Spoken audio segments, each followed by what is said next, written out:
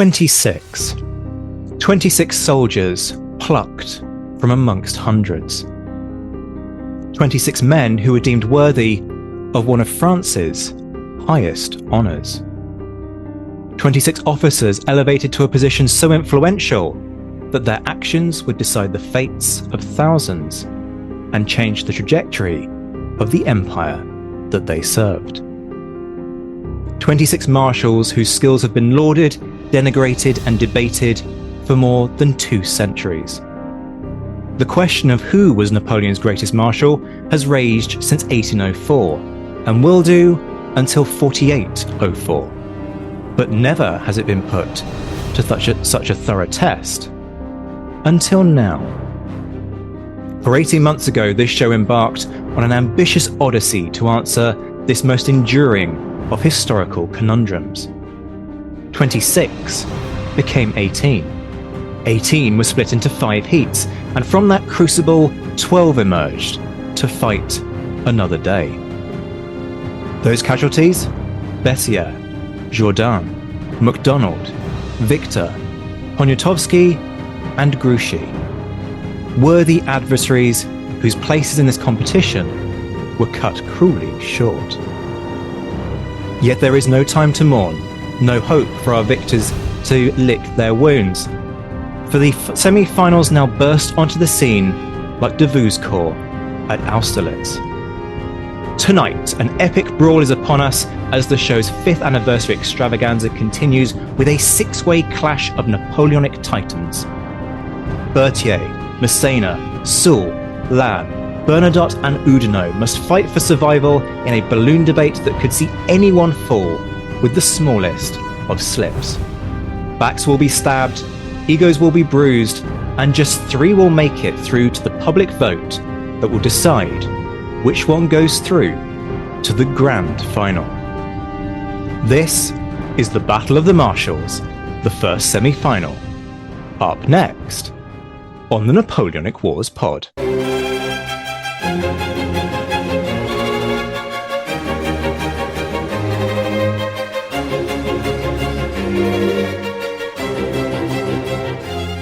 Hello and welcome back to the Napoleonic Wars Pod and the long-awaited semi-finals of the Battle of the Marshals. This grudge match of Napoleonic proportions enters its penultimate phase tonight with the first of 2 balloon debates that must see us jettison half of our competitors before laying the survivors before your feet to pick one from each semi-final to progress to the final duel. Joining me to serve as judge, jury, and executioner in this noble Okay, look, I need to stop with the hype, quite frankly, because this is getting ridiculous even by my standards. Joining me on the judging panel this evening, historian and author Josh Provan, master of the Adventures of Historyland YouTube channel, and author of books Grain and Good Madeira on the Maratha and Jat campaigns, and Every Hazard and Fatigue on the Siege of Pensacola. Welcome back, Josh. How are you doing? I'm doing well. Thanks for the generous introduction. Please be as, hyped as you like about my books. Just about your books. Okay. Just my books. This is about selling. This is about selling my books. Of course it is. Okay. Duly noted and duly put in my place. Good job you're not making a pitch this evening. We are also joined by Dr. Catherine Bayford, Research Fellow at the Centre for the Study of Subversion, Unconventional Interventions and Terrorism, and writer for The Critic. Catherine, welcome. How are you? I'm very well, thank you. I'm feeling a bit cowed with my very slim CV after listening to Josh's incredible one, but I'm looking forward to tonight. No, not at all. Absolutely not. I've written books, that's all. You actually have credentials. You should be here. I don't know why I'm here. I will neither confirm nor deny whether or not the listeners have intimated similar thoughts, Josh, but I'm pretty sure it's written into one of your contracts somewhere that I have to be flowery and effusive with my introductions, right? So, Catherine, making your semi-debut, I guess, at the Napoleonic Wars Pod, because we treated listeners to a mini interview as part of our War and Peace coverage. How does it feel to have graduated now to the main show? I feel immensely honoured. You said earlier that I was a doctor. That has absolutely nothing on this achievement, I have to say. I'm not sure a guest has ever cut me down to size quite so emphatically, quite so quickly. That was earnest. Okay, so with Something you my have to learn is that you can't actually compliment Zach without him thinking you're trying to actually cut him down. Oh, that makes a lot of sense. Thank you for the insider tip. I'll be sure to be much more sincerely cutting from now on. Thank you. I'm going to blame the bow because it's the show. So why wouldn't I blame Luke for pretty much everything? But let's start with the rules and how this works. This is a balloon debate within this round. So what is a balloon debate, I hear you cry? Well, let me explain, dear listeners. You're in a hot air balloon. Go with me. This is like not literal. And it loses power and begins an uncontrolled descent. Thank you, Josh, for the really helpful artistic kind of, it's almost like an interpretive dance that you're doing in the background. It's really working for the radio element of this show. So you're in this uncontrolled descent. You need to jettison ballast, but it's not enough to resolve the issue.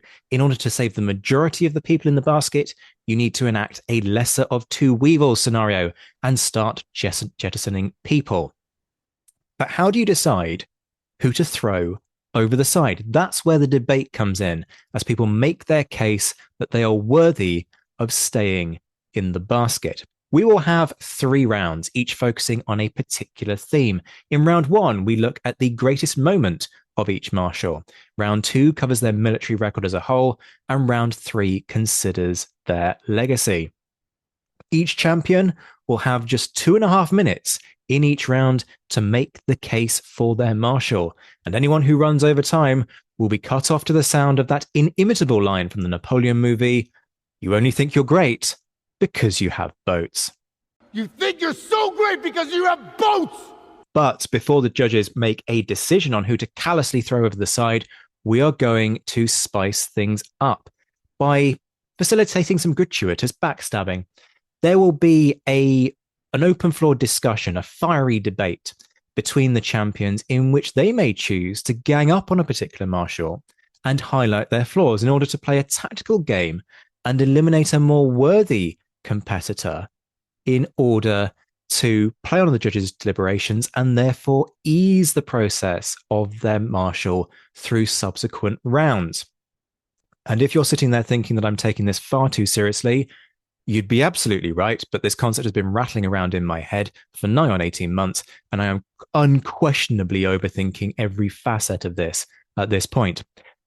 Our champions from the heats return to advocate for their chosen marshals, but fear not, we will not actually hurl them out of the basket at the end of each round, and this will add to the spice of the open floor debates because they will remain active participants in the debate. The ghosts of the scorned marshals may yet have their revenge in what could turn out to be an evening of dastardly shenanigans. Probably. Okay, enough of the hype. Who are my patient champions who have not only been waiting an interminably long time for the semi-finals to happen, but also, frankly, have waited an interminably long time for me to finish this introduction. First up, we have Ed Koss, Emeritus Professor of the United States Army Command and General Staff College and author of All for the King's Shilling, making the case for Berthier. Welcome, Ed. Hello, Zach, and everyone else. Proud to be here. We have Charles McKay, Napoleonic historian turned business guru, who you may know off social media as Bubbles the Vampire, fighting for Massena. How are things, Charles? They are excellent. I'm honored to be invited. Thanks for having me, Zach. Not at all. Dan Hazelwood returns, political analyst and Napoleonic patron, long-standing friend of the show, valiantly defending Soult. Dan, have you recovered from the first round or a year and a half ago at this point? Apparently recovered and still surviving like a good French marshal does. Quite rightly so. Graham Callister returns, senior lecturer at York St John University, chair of the Napoleonic and Revolutionary War Graves charity, and author of Waterloo, the Attack of First Corps, who I suspect this evening will be smashing glass bottles and taking the fight outside in homage to Lannes. Graham, how are things? Oh, not so bad, thanks. I've got a bit of a cough, so if I start choking in the middle of this, please do forgive me. Okay, I will neither confirm nor deny whether or not that will influence our decision to throw you over the... Sorry, it's Lannes we're throwing over the side, isn't it? Not actually you. Okay, I might revise that consideration in terms of protecting the the ballast and balance of this balloon. Alex Mikaberidze is frankly awaiting an embarrassment from me with great trepidation, professor of history at Louisiana State University, Shreveport, and author of that seminal book. I will not hear arguments, Alex. That seminal book, The Napoleonic Wars, A Global History, Fighting the Good Fight for Bernadotte. And like my bias is fully declared, I really want Bernadotte to do well. Like I know Bernadotte can't survive the public vote because people and opinions, but I really want Bernadotte to do well tonight. Alex, how are things? Yeah, things are excellent, and I'm hoping Bernadotte will make it through.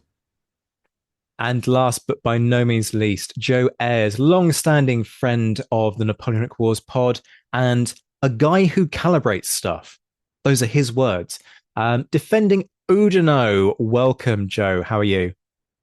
I'm quite well. I'm very happy to be here. Excited to finally be getting on with the semifinals. Well, you say that, but before we get on with the fighting, allow me to just elongate everything even further, because we have an important question to settle. The real reason why we're all tuning in this evening. We have a new judge. Biases must be declared before we get underway.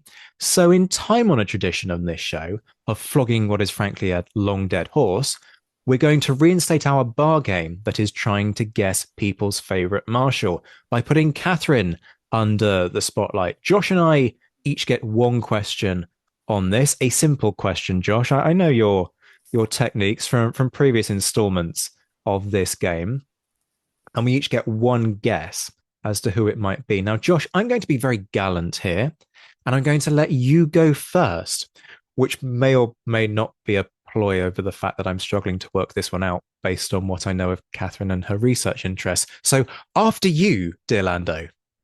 I mean, as a gentleman, I should then counter offer that you indeed should go first, but in the interest of time, I suppose I'll just do what I'm told. Okay, one question to suss one of this many people is absolutely feasible. Catherine, is your favorite marshal a fighter or a thinker? This is an excellent question.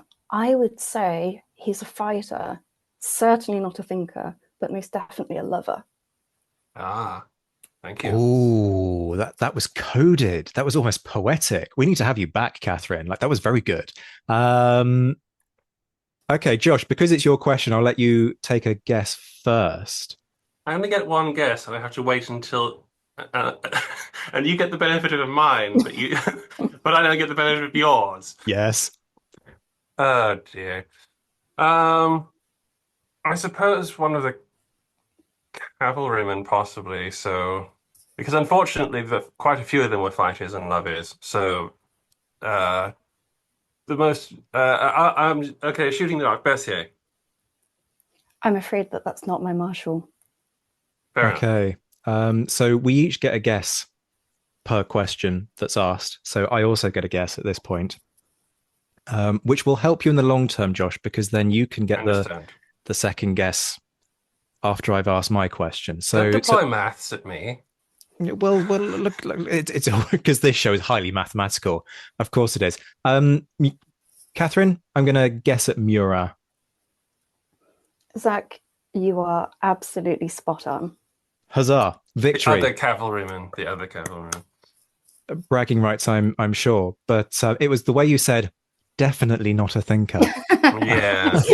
Like, that absolutely fits Murat, right? The game is given away.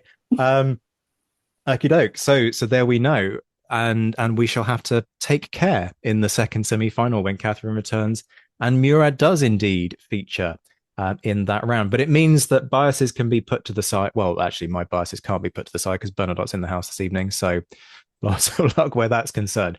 But we shall now get down to business. In round one, we consider each marshal's greatest moment. Each competitor has 2.5 minutes to make their case. And we start with Ed on behalf of Berthier.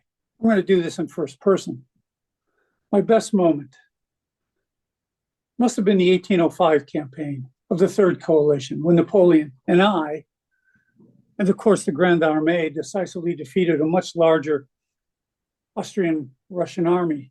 Now, you must understand that while he outmaneuvered, Napoleon, of course, is the brains, but I am the autonomic nervous system. I organize the entire campaign. I bring his ideas to life through precise and expeditious staff work. We were able to move this massive 200,000 man force across the Rhine, 7 semi-autonomous corps. Think about that. In today's armies, to move these corps independently, 12 days, across the Danube, and to do so and to come into coordinated fashion to trap Mack in such a way that he's forced to capitulate. To do that, even with today's comms, would be a remarkable feat. To do it back then required the staff work, the communication, the understanding of Napoleon's ideas transposed from his cognitive to the paperwork to expeditiously sent to the various corps so that they were understood and that they could then act on those orders. That is a complex endeavor. And then, of course, Austerlitz follows. A battle of terrain, troop coordination, deception, verve. And to be honest, yes, I organized it. Napoleon's ideas and his feint on the Pratzen Heights. Of course, and of course, I believe in Davout, but we marched 70 miles, his corps, 70 miles in 2 days, coordinated to come in on the flank. Again, a remarkable achievement and probably my best day. Was I leading a charge? No. Was I orchestrating the entire thing? Yes. And so that was my best day. And that was impeccably timed. Thank you, Ed. We are not going to hang about. We are going to move straight on to the next contender. Dan, you're up next on behalf of Soult. Soult's best moment begins when he has been brought back to Saxony in 1813 from Spain. Napoleon has him on hand as a potential replacement for Berthier, who he believes his skills are failing. But then Napoleon, after the Battle of Bautzen, receives word that the disaster in Spain, the Battle of Vittorio, and then comes the best, most important moment for Soult. He is dispatched to Spain to save that frontier, to save that flank.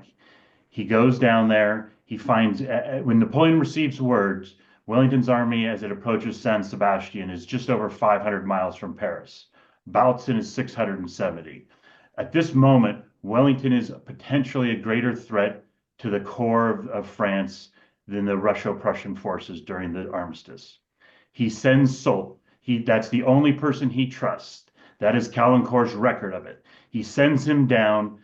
He finds the army that has been shattered, routed from Spain. The best troops in Spain, the veterans, have been shipped off to rebuild the army of 1813 that's fighting in Saxony.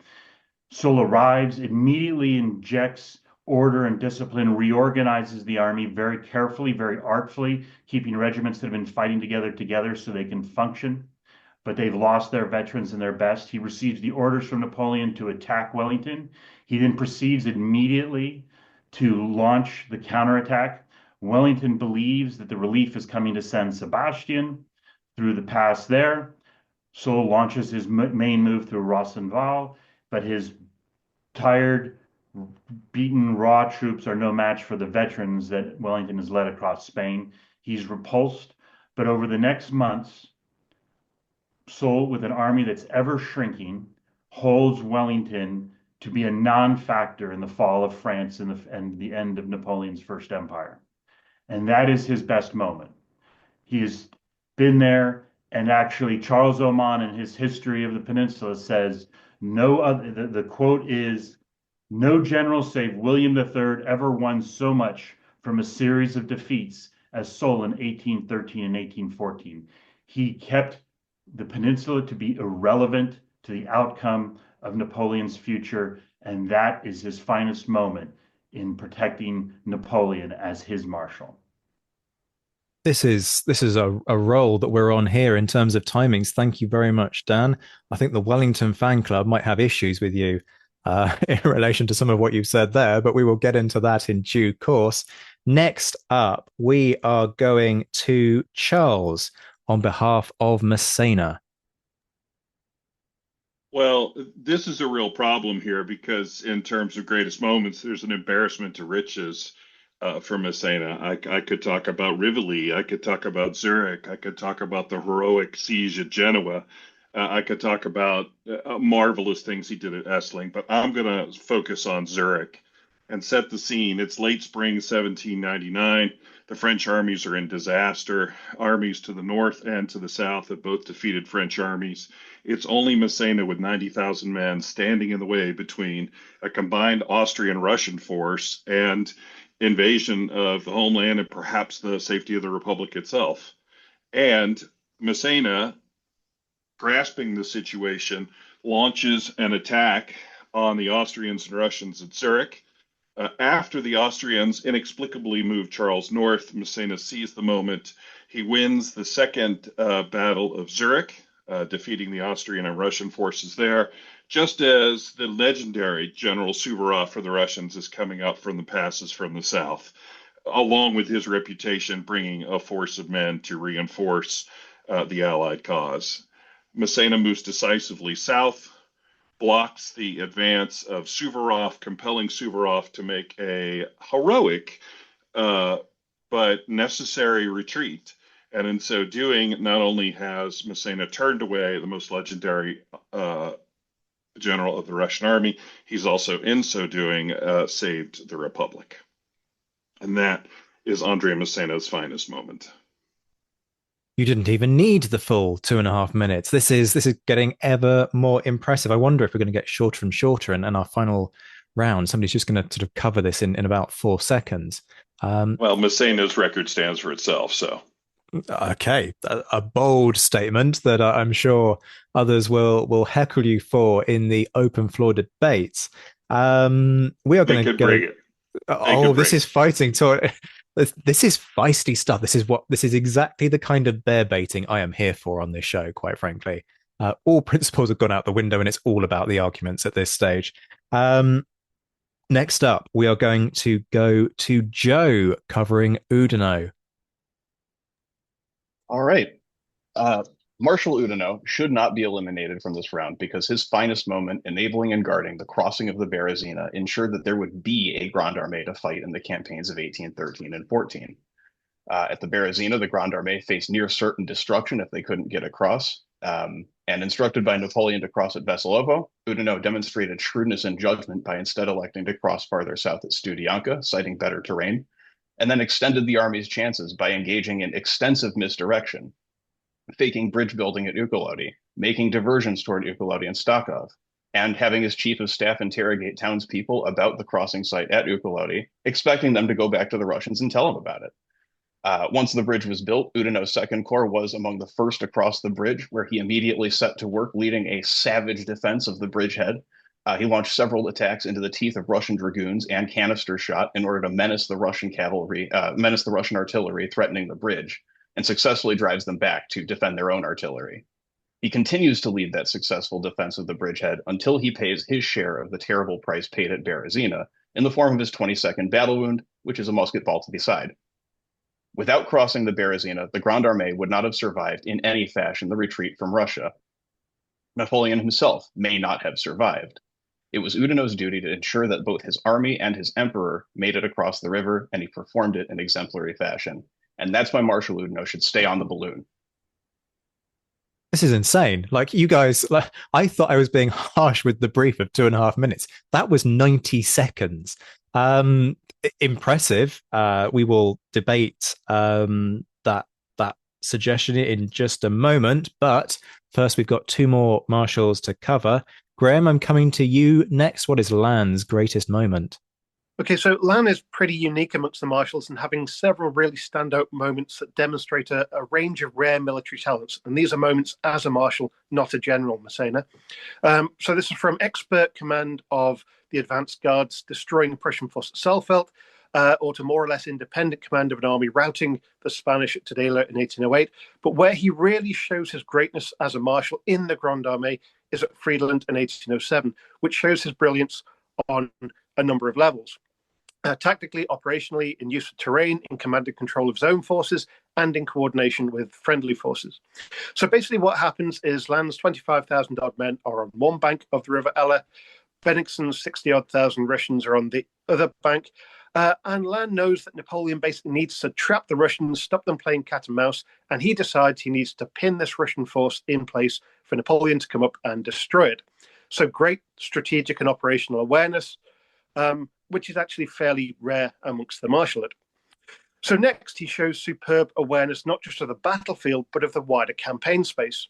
The river will work in the Russians' favor unless they can be enticed across. So that is what Lannes does. He makes his isolated corps visibly into bait, and he does this quite deliberately and encourages the Russians to attack. As they come across the river, Lannes fights a fluid rearguard action, interspersing withdrawals and counterattacks to force Bennigsen to march more and more men across the river and to commit more and more of them to the battle. So by early afternoon, 60,000 Russians are across the river with only a few bridges and pontoons to their rear. So Lannes had them pinned. They could neither disengage nor dislodge him. So when Napoleon arrives with reinforcements, the Russian army finds itself trapped with its back to a river in a defensive cordon against a superior foe. Napoleon smashes the Russian left, while Lannes pins the centre, cutting off the Russians from their bridges. Mass artillery advances, short-range canister fire does horrific damage to the Russians, and their army breaks. Bennigsen loses half of his men killed, wounded, captured, or missing. Now, Lannes wouldn't have won Friedland on his own, but he shows brilliant awareness of the wider army operations, and it's a tactical masterpiece in luring an enemy into a trap, pinning them against an obstacle, and then dealing them a critical blow. At this point, I'm ever so slightly disappointed that I have prepared a post-production edit of that Napoleon movie quote, and I'm not going to get to use it because that's another one that's under 2.5 minutes. Another great contender there from Graham. Thank you. And last, but by no means least, Bernadotte being valiantly defended by Alex. Well, judges, I will turn your attention to the fact that all presenters spoke of their marshals as military commanders. Yet my man, Bernadotte, served France for 30 years, holding a wide range of diplomatic, civil, and military roles that reflect his competence and ambition. France's ambassador to Austria, minister of war, governor of Hanover, commander of the left wing of the Grande Armée, governor of Ansbach, commander of the Corps, governor of the Hanseatic League, in charge of the occupation of Denmark, commander of the Saxon Corps. You choose what is his finest moment. Although Napoleon later disparaged Bernadotte as the 20th among his generals, his decision to entrust him such significant independent commands repeatedly suggests otherwise. Unlike others, Bernadotte excelled when given independent operations. Though cautious and attentive to his troops, he demonstrated boldness when necessary. His personal bravery was well established on multiple occasions. Bernadotte also stood out for his political and administrative acuity, something that many of these marshals cannot even be mentioned for. In the regions that he managed, Bernadotte acquired a reputation for good governance, which contrasted with the harsher methods of leaders such as Massena, shall I mention? Napoleon, aware of Bernadotte's political influence, preferred to station him abroad to manage his influence. Massena, Lannes, Soult, Davout, Ney were undoubtedly gifted commanders. But what do we make of them away from the din of battle? What is their legacy in politics, culture, society, economy? When looked through such lens, Bernadotte appears as towering over his former commander. And his finest moment, well, undoubtedly, was making Sweden great again. Oh, okay. I thought you were going to round that out with that kind of, there are too many to choose from, so you go and pick the best moment. But okay, make Sweden great again. Right. Are we going there? Bernadotte's best moment is when he married Desiree Clary. That's fighting talk that opens up the open floor debate. So I am going to step the heck back so that I don't get hit by some errant arm that's flying around. Charles has opened up the proceedings and has gone straight after Bernadotte, the floor is yours, folks. Did he say Bernadotte was trusted with an independent command? When he got to be independent in Sweden, the first thing Bernadotte did was defect to the other side and betray France, betray Napoleon. You know, this is France's best marshal. Actually, almost none of that, what you've said, is true. The only true thing that you said was that he became the Crown Prince of Sweden. Now, I would remind you that he became Crown Prince of Sweden because he was offered by the Swedish representatives, and that at no point did he make any commitments to Napoleon in terms of loyalty. In fact, Napoleon specifically mentions this to address the accusations that Bernadotte betrayed him or France. So those charges, I don't buy.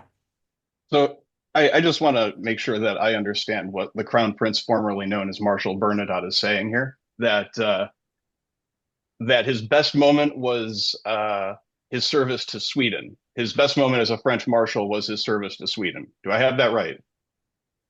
Except that here's the thing, Joe. I think you're misinterpreting what this competition is about. It's not the competition of the best French marshal. It's the competition of the most capable of military leaders that France produced of this time.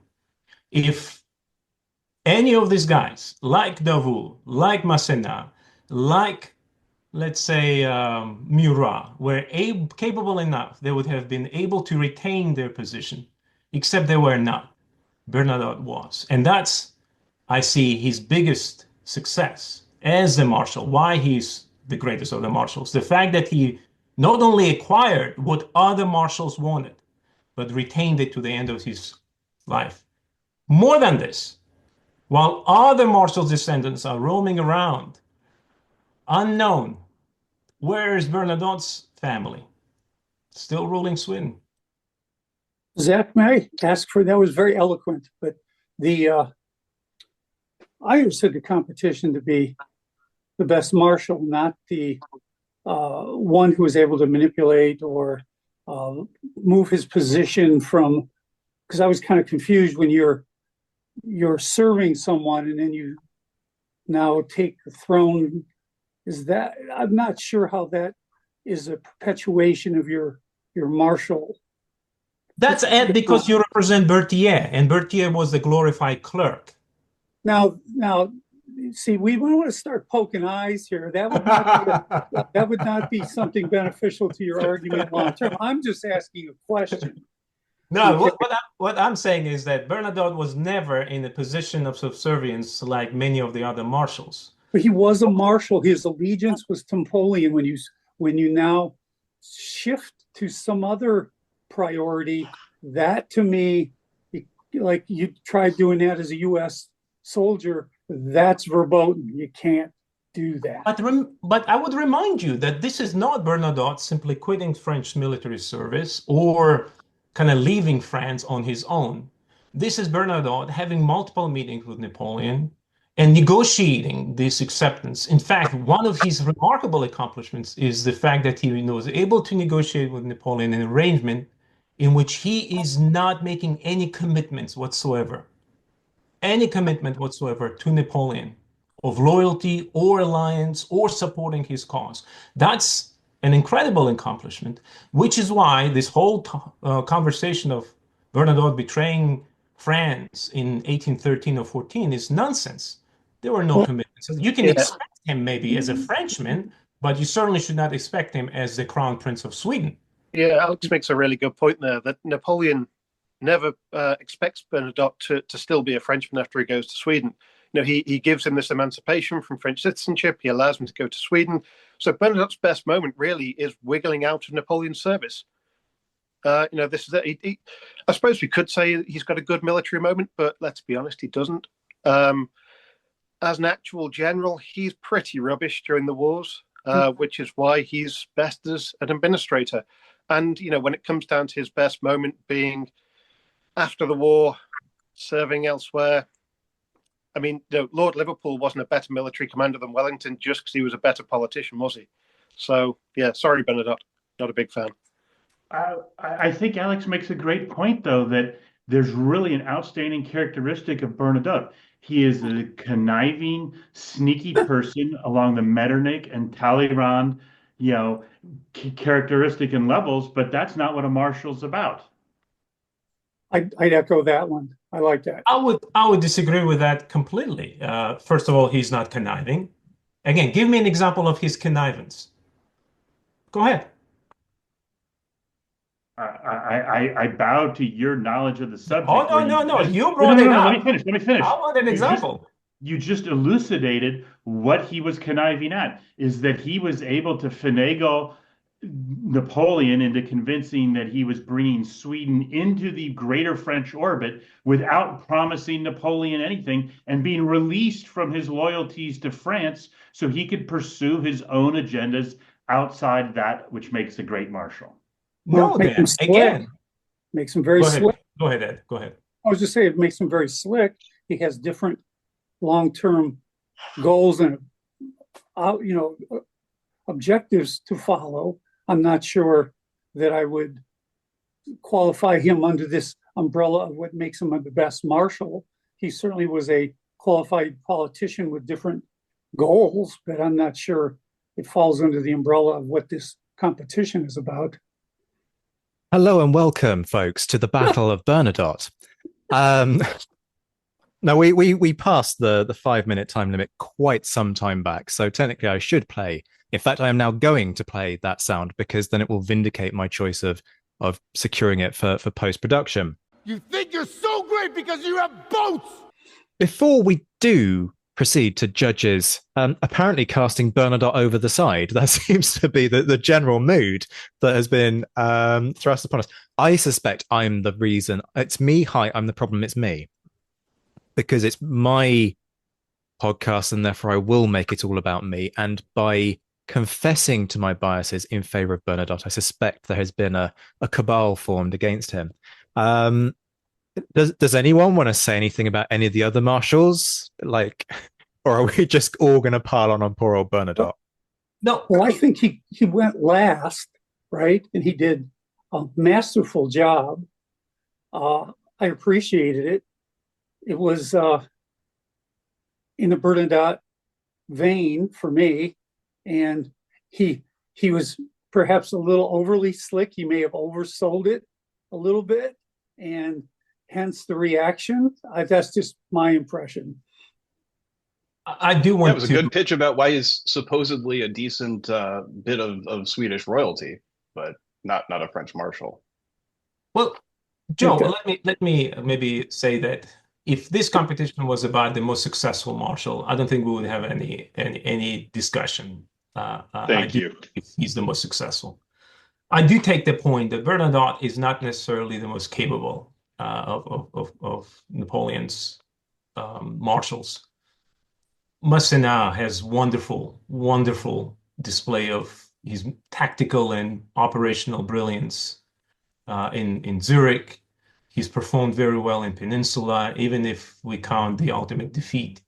Still, in the conditions that he was placed, Massena has performed exceedingly well. Same can be said about Soult and Lannes, brilliant commanders. But here's the argument I'm making. Are we judging them as one-trick ponies? Are we judging them as simply as the commanders? Are we talking about the men who had aspirations more than military success? Davout's great dream was to become the king of Poland. Murat's aspiration was to be a ruler of a kingdom of his own. And by those standards, Bernadotte aspired, accomplished, and retained his objectives. But is that a valid standard?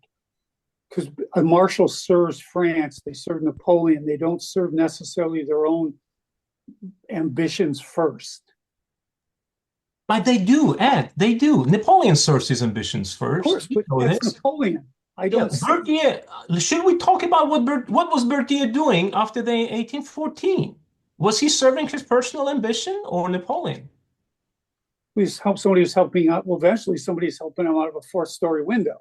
Okay, that's the ambition he's serving. But you pick a final year, but what about all these other years? He's absolutely serving the needs of Napoleon and not his own. And Except when he's given independent commands, like in 1809, he screws up. Well, remember, reps count. You can't ask anybody to do anything without some lead up reps and you can't just throw somebody in and go, okay, you be successful, because he hasn't had the reps. Look at any of Wellington's cavalry commanders in the peninsula. Anytime they get any chance to do anything independently, they screw up, because he's never given anybody multiple chances of command. And that's just the way it's always going to be in command. It's not luck. It's the awareness of the situation, and it comes through repetition. So I feel for any commander that's thrown in and said, oh, look, he screws up. But if he screws up 4 or 5 times, then you remove him. If you throw in once or twice, I think once or twice isn't enough to gain any kind of tactical nuance, any kind of tactical command skills. Okay. I mean, that single open floor debate has gone on for double the amount of time that I expected it to. In the interest of this episode not going on until 3 a.m., we probably should let the judges have a say. My biases were laid out on the floor from the offset, so I'm going to let Catherine open on this one. What's your sense of where we're heading in this direction? Which ego are we going to have to hurl over the side? So I'm not entirely sure about who to get rid of right now, but I have to say that Alex, and to a lesser extent Graham, did a pretty magnificent job of defense there. I mean, we have a marshal who just objectively isn't particularly good at being a marshal. And so what does he do? He simply pivots into being exceptional for himself and for his own ambitions. And Alex can turn around all he wants, and he can say, you're completely correct. Napoleon isn't expecting this kind of remaining loyalty. Alex, I think you were correct. I think his finest moment may have been in pivoting into royalty, which remains to this day. I'm kind of stunned. This was absolutely brilliant. And I particularly enjoyed the fact that Graham came in and gave wonderful supporting analysis as well. So I'm afraid I'm going to have to disappoint some of you and say that I'm plugging for him to remain in the balloon. Josh, how about you? I did a little appraisal against each one as they sort of came up, and as far as I'm concerned, I think well, first of all, I was very tempted just to give Bernadotte a point because everybody came after him. Not a single one of you turned on one of the other generals. So obviously you see him as the biggest threat, or it's going to activate my sort of slightly honorary side of wanting to know why people despise this person so much. Either way, I think Alex defended his man more than adequately. And I'm happy for Bernadotte to stay in the balloon on those grounds. I think that actually the people who came out weakest in that debate was Oudinot and Lannes, because they were portrayed only as soldiers, and as soldiers who did not only of the two, only Oudinot properly had independent command in Russia. He won the Battle of Polotsk and did command the rear guard. So if you're going by soldiers, Lannes doesn't have a lot. Napoleon likes to keep his heavy hitters close so he can deploy them properly, and Lannes was one of those guys. I talked about this in the other episodes, where you had to looking for instances of absolute trust where Napoleon cannot have control over you and you're given big responsibilities away is a big factor in these things. So I think those two are the weakest ones that are possibly in danger, Lannes and Oudinot. Strangely, yes, I know, but I'm seeing chats happening here, but this is just my thoughts. This is great for a radio show. We also have additional influence that is being leveraged through the medium of the chat. Graham hurls Saarfield Tudela into the mix as well. I tell you what I'm trying to work out. If each of these moments that we've looked at is the individual's greatest, which are the ones that matter the least in the bigger context of things? Because, Austerlitz, where does that rank up against, let's say, defending Spain or being able to establish a dynasty on a throne that lasts far longer than any other out of the Napoleonic dynasties? These are the kind of core questions, and they're difficult to weigh up, right? Berezina enables the war to go on. Actually, I'm not entirely convinced that Friedland is on a par with an Austerlitz, or frankly, is on a par with a Berezina in terms of longer term impact. I'm struggling also with where does Zurich rank in the grander scheme of things, but I think I'm inclined to give Massena a pass. The other one that I'm struggling with a little bit actually is Soult, which is not I expected Soult to kind of sail through this round and potentially sail all the way through to the public vote. But essentially the impact of this greatest moment is he holds up Wellington. Like, sure, achievement, well done. But how much does it really matter compared to something like the Berezina, which absolutely is the reason that the war isn't over in 1812? Do you see what I mean? Yes. I also wanted to say that I take the point of some of the people arguing against Bernadotte in the sense of defining what categorizes the greatest marshal. I think I was on record in the earlier episodes, though, as saying that it is not necessarily loyalty to Napoleon that makes the greatest marshal. And like you say, if you're going to evaluate it on tactical ability, military ability, then you're also asking the significance of the actions they won. And in reference to Tudela and stuff like that, the early part of the Spanish campaign was really a lot of guys who had never had independent command being thrown down there and say, go beat up the Spanish, because I think anybody can do that. Okay, so this is getting difficult. Alex, you got a contribution to all of this? Oh, yeah. Are we asking the mortals to join there? Well, occasionally we throw you breadcrumbs, right? It's only polite. Well, I have to say that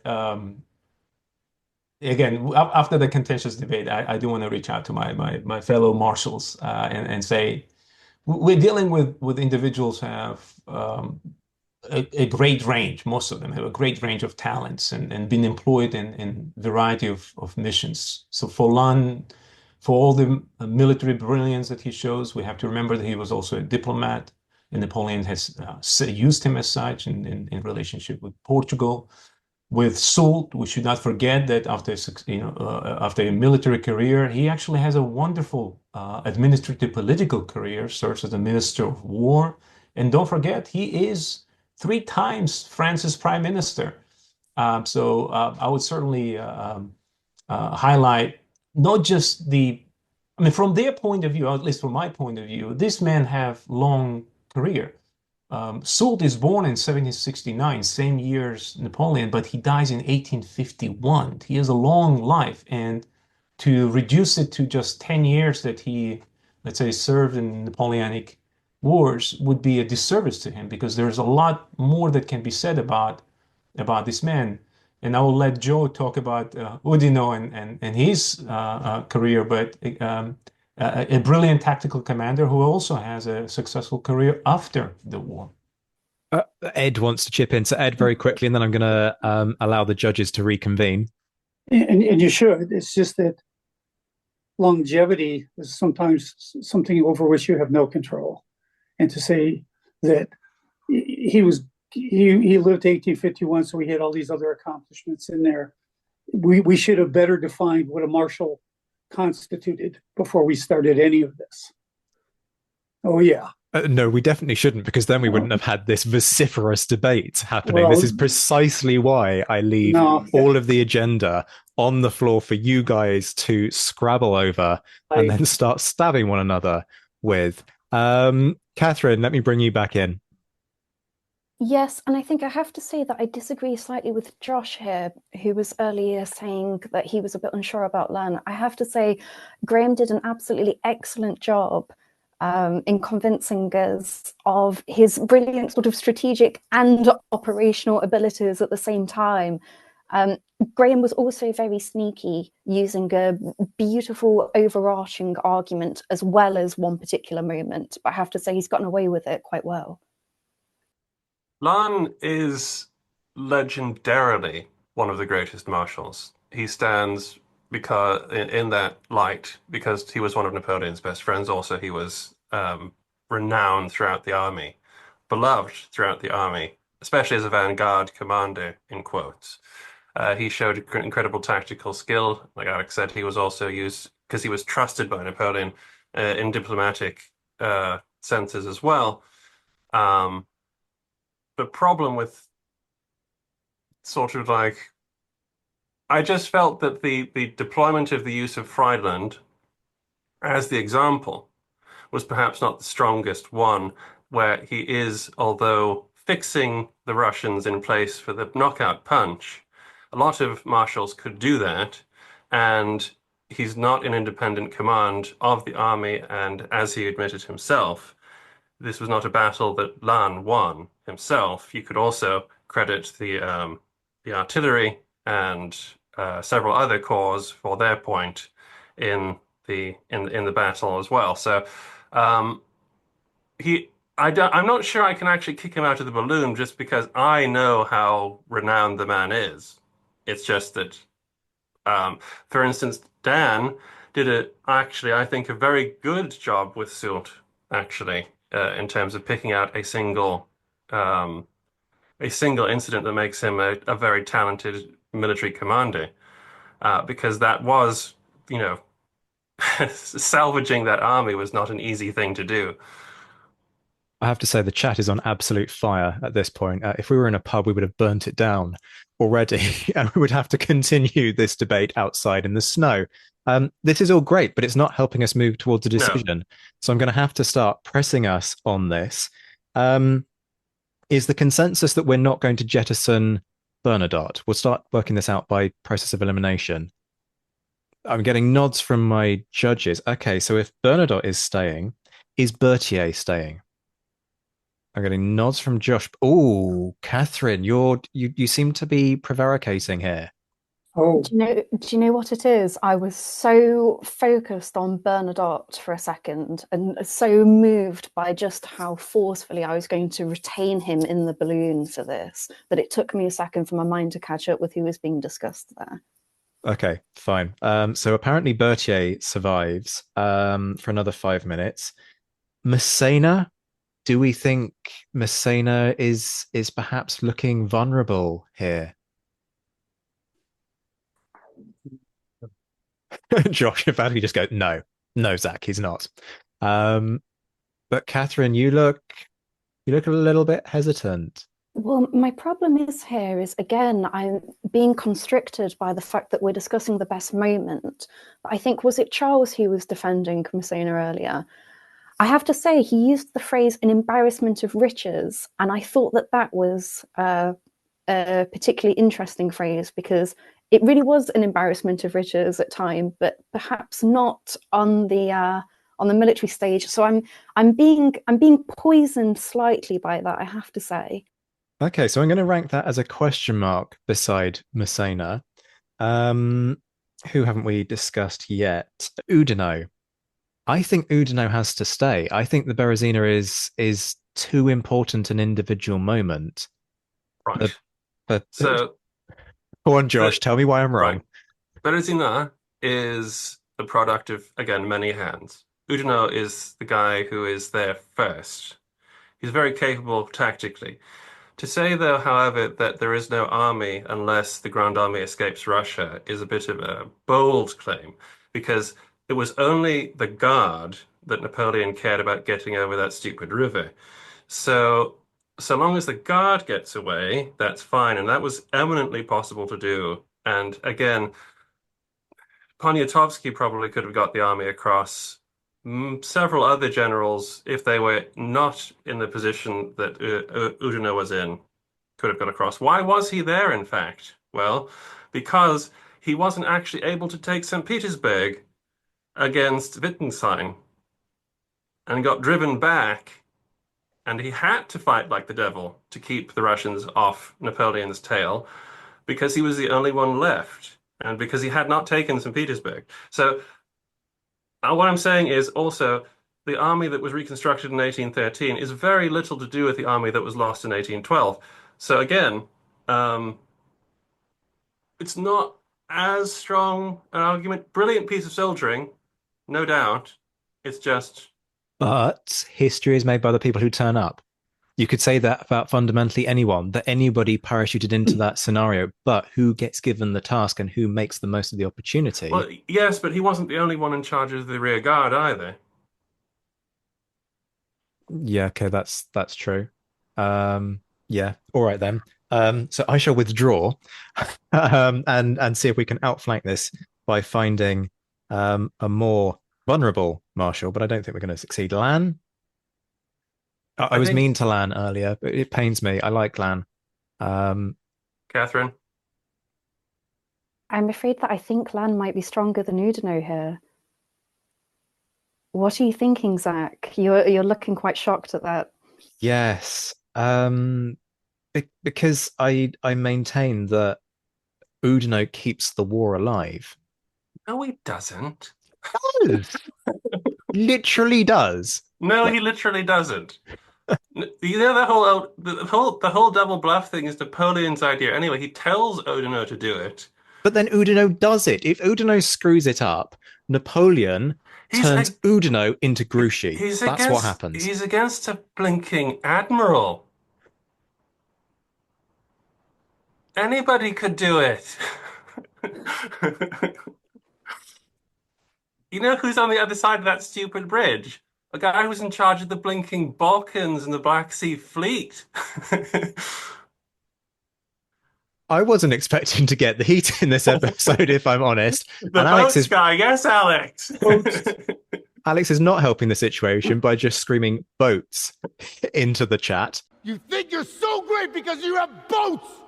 Thank you for that, Alex. All right, I'll calm down. Trying to kind of salvage Bernadotte for you here. I'm saying that claim is overblown and compared to the actual legacy of Lannes in the Grande Armée.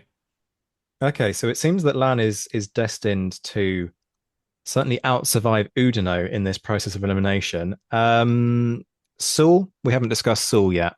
See, this is difficult because Soult, when you take Soult as a cohesive whole, absolutely deserves to survive to the next round. But that's not really part of our judging criteria. It's about surviving the individual moment as part of that whittling process. And I'm just not like, you hold up Wellington, okay, yes, well done. But that's all you're doing. Do you know what I mean? If Soult had actually managed to win the Pyrenees, then hey, great, yeah. Yes, he was a very good marshal. No disputing that whatsoever. I'm just not sure that as an individual moment, this trumps it. Catherine, what do you think? I've been yelling at Zach for too long. Yeah, and it's incredibly entertaining, so please continue. I have to say, isn't it absolutely bizarre to find yourself in a situation in which you're beginning to think that maybe Soult ought to go in round one? Isn't that absolutely incredible? You've set this up particularly well, Zach. Yeah, I thought you were going to take that as an opportunity for you to shout at me instead of compliment me. So thank you for that. I absolutely agree with you, Catherine. It is absolutely insane that we're fundamentally in a conversation about Soult, Massena, or Oudinot, and as a whole, there is no question that Oudinot is the one who has to go. But in terms of the individual moment, Josh and I are probably going to have to fight a duel over whether or not the Berezina apparently even matters anymore, and whether any moron, like the average corporal, apparently could have secured the bridgehead and kicked Boaty Guy out of the way. So long as he was in the engineers, yes. So, yeah, where are we at the end of this? I think Massena has to stay. I think it becomes a two-way fight between Soult and Oudinot. Is that fair, or am I putting words in your mouth? I think that's probably where we're at. I'm starting to have the feeling that I might be casting the deciding vote here. Well, I am thinking that now I stuck up for not kicking out Lannes in favor of Oudinot, but I actually do think Soult, like over his entire career, weirdly, is a greater marshal than Lannes. It's not quite fair because as we did, like in the earlier episodes, we had this problem because some of them die in battle, and Lannes died in battle, and you can't hold that against him. So we can assume that he would have had a tremendously influential career moving forwards, but it is a tough one. It is, isn't it? Because what we're looking at is your kind of your strengths for Oudinot or your weaknesses, your strengths in terms of greatest moments. Yeah. For Oudinot, I maintain, Berezina Fine. matters We'll- more we'll- than we'll holding use- up Wellington. We'll use that as the reason he's even in the balloon. Fine, whatever. But in terms of careers, Joe, I mean, would you like to just say a few words in riposte to that? I feel that we should allow you to. Jesus. The Bodie guy. Really, we're gonna denigrate him because he was up against the Bodie guy. All right. Yes, Admiral Chichagov was his name, and he was given the job because he was a buddy of the Tsar, and he took Minsk, and then he showed up in front of the French army, and then obligingly did not scout either side of the bridge, the only bridge he thought was there, and then obligingly did everything Oudinot told him to do. Not his fault. He followed Oudinot's orders. Come on. Not his fault. Chichagov. I have a lot of time for Chichagov. I've been on this show trying to argue that Chichagov is a very influential admiral. Okay. So I know about this, but it's just that this is just the point. Oudinot. I think that the saving of the Grande Armée was not just Oudinot. Is the main thing. Joking and batting Zach around aside. Actually, that is fair. Yeah, that is fair. Whereas holding the southern flank of Spain is fundamentally on Soult. It pains me. I wasn't expecting this to be such a hard decision. I was expecting this to be dead easy, but I think you might just have swayed me there, Josh. I think it might be Oudinot. Catherine, are you going to sort of mount a valiant last stand on behalf of Oudinot and make me feel the pain of this decision even more? Joe, I'm so sorry, but I think I'm a little bit convinced too. You did such an excellent job. One of us had to go. I'm defeated but not dishonored. This is true. Unlike some who we retain in the balloon, arguably, not looking at any particularly get so much hate for keeping Bernadotte in the balloon. So, with great pain, we eliminate Oudinot from this round in quite a turn up for the books. And it's this show is already an hour long. We've done one round. This does not bode well. In the interest of trying to maintain some kind of momentum, we are going to go into round two. And round two is a little bit more holistic because in this round, we are covering military records as a whole. Same story, 2.5 minutes. Joe remains in order to be able to contribute to the open floor discussion at the end of this round. So get those knives sharp, Joe, because you absolutely want to utilize them. And we're going to change the order from last time around. We're going to start off with Lannes. Graham, the floor is yours. 2.5 minutes, sir. Thanks. So, as a marshal, Lannes' military record really is slightly underrated, almost second to none. He was known throughout the army, and importantly by Napoleon as a skilled tactician, a truly superb reader of terrain, an aggressive but not reckless general, and a marshal who cared for his men. We can definitely see the trust that Napoleon places in Lannes, repeatedly appointing him to difficult or actually semi-independent commands, often in the vanguard of the army, and at times subordinating other marshals to him as well, albeit that seniority made opportunities for that quite slight. He does do well in the big battles, Austerlitz, Jena, Friedland, etc., that I already mentioned, and he actually does really well commanding one wing of the battlefield of Aspern-Essling before he's mortally wounded. But he also has a litany of individual victories that others struggle to match. Most impressively, these individual battles are fought because he consistently shows the operational intelligence to maneuver his corps into the position to fight, and he invariably does this within the Emperor's wider operational framework. So unlike certain people who dash off sabering anything that moves without a thought for the wider campaign, Lannes really understands what his corps is meant to be doing. And his individual victories are brilliant. In 1806, he begins the campaign by annihilating the Prussian advance guard at Saalfeld, a battle which is still taught to this day in the French War College as a textbook example of how to destroy an enemy with a double envelopment. In 1808 in Spain, he's basically in command of one wing of the army when he wins the Battle of Tudela, routing a superior Spanish force. And let's not forget that the Spanish army was more impressive than people give it credit for in 1808. He does like glory, but he also does the dirty work effectively, like at Zaragoza, for example. But also remember, this is a man who leads from the front when necessary. In 1809, needing to take Ratisbon quickly, Lannes is there in full uniform in the front rank, scaling ladder in hand, encouraging his men on. So, unlike others who really have defeats during the empire, think of Massena in Portugal, whisper it quietly, but Davout in Russia even, and Ney who just dashes around charging things. Lannes does not have these defeats on his record either to sully that reputation. So Lannes, with an overall military record, is a superb military commander. And the 2.5 minute threshold remains unbroken. This is impressive. We're going to keep the momentum. Alex, you're up next on behalf of Bernadotte. Well, this is where Bernadotte's case will be lost.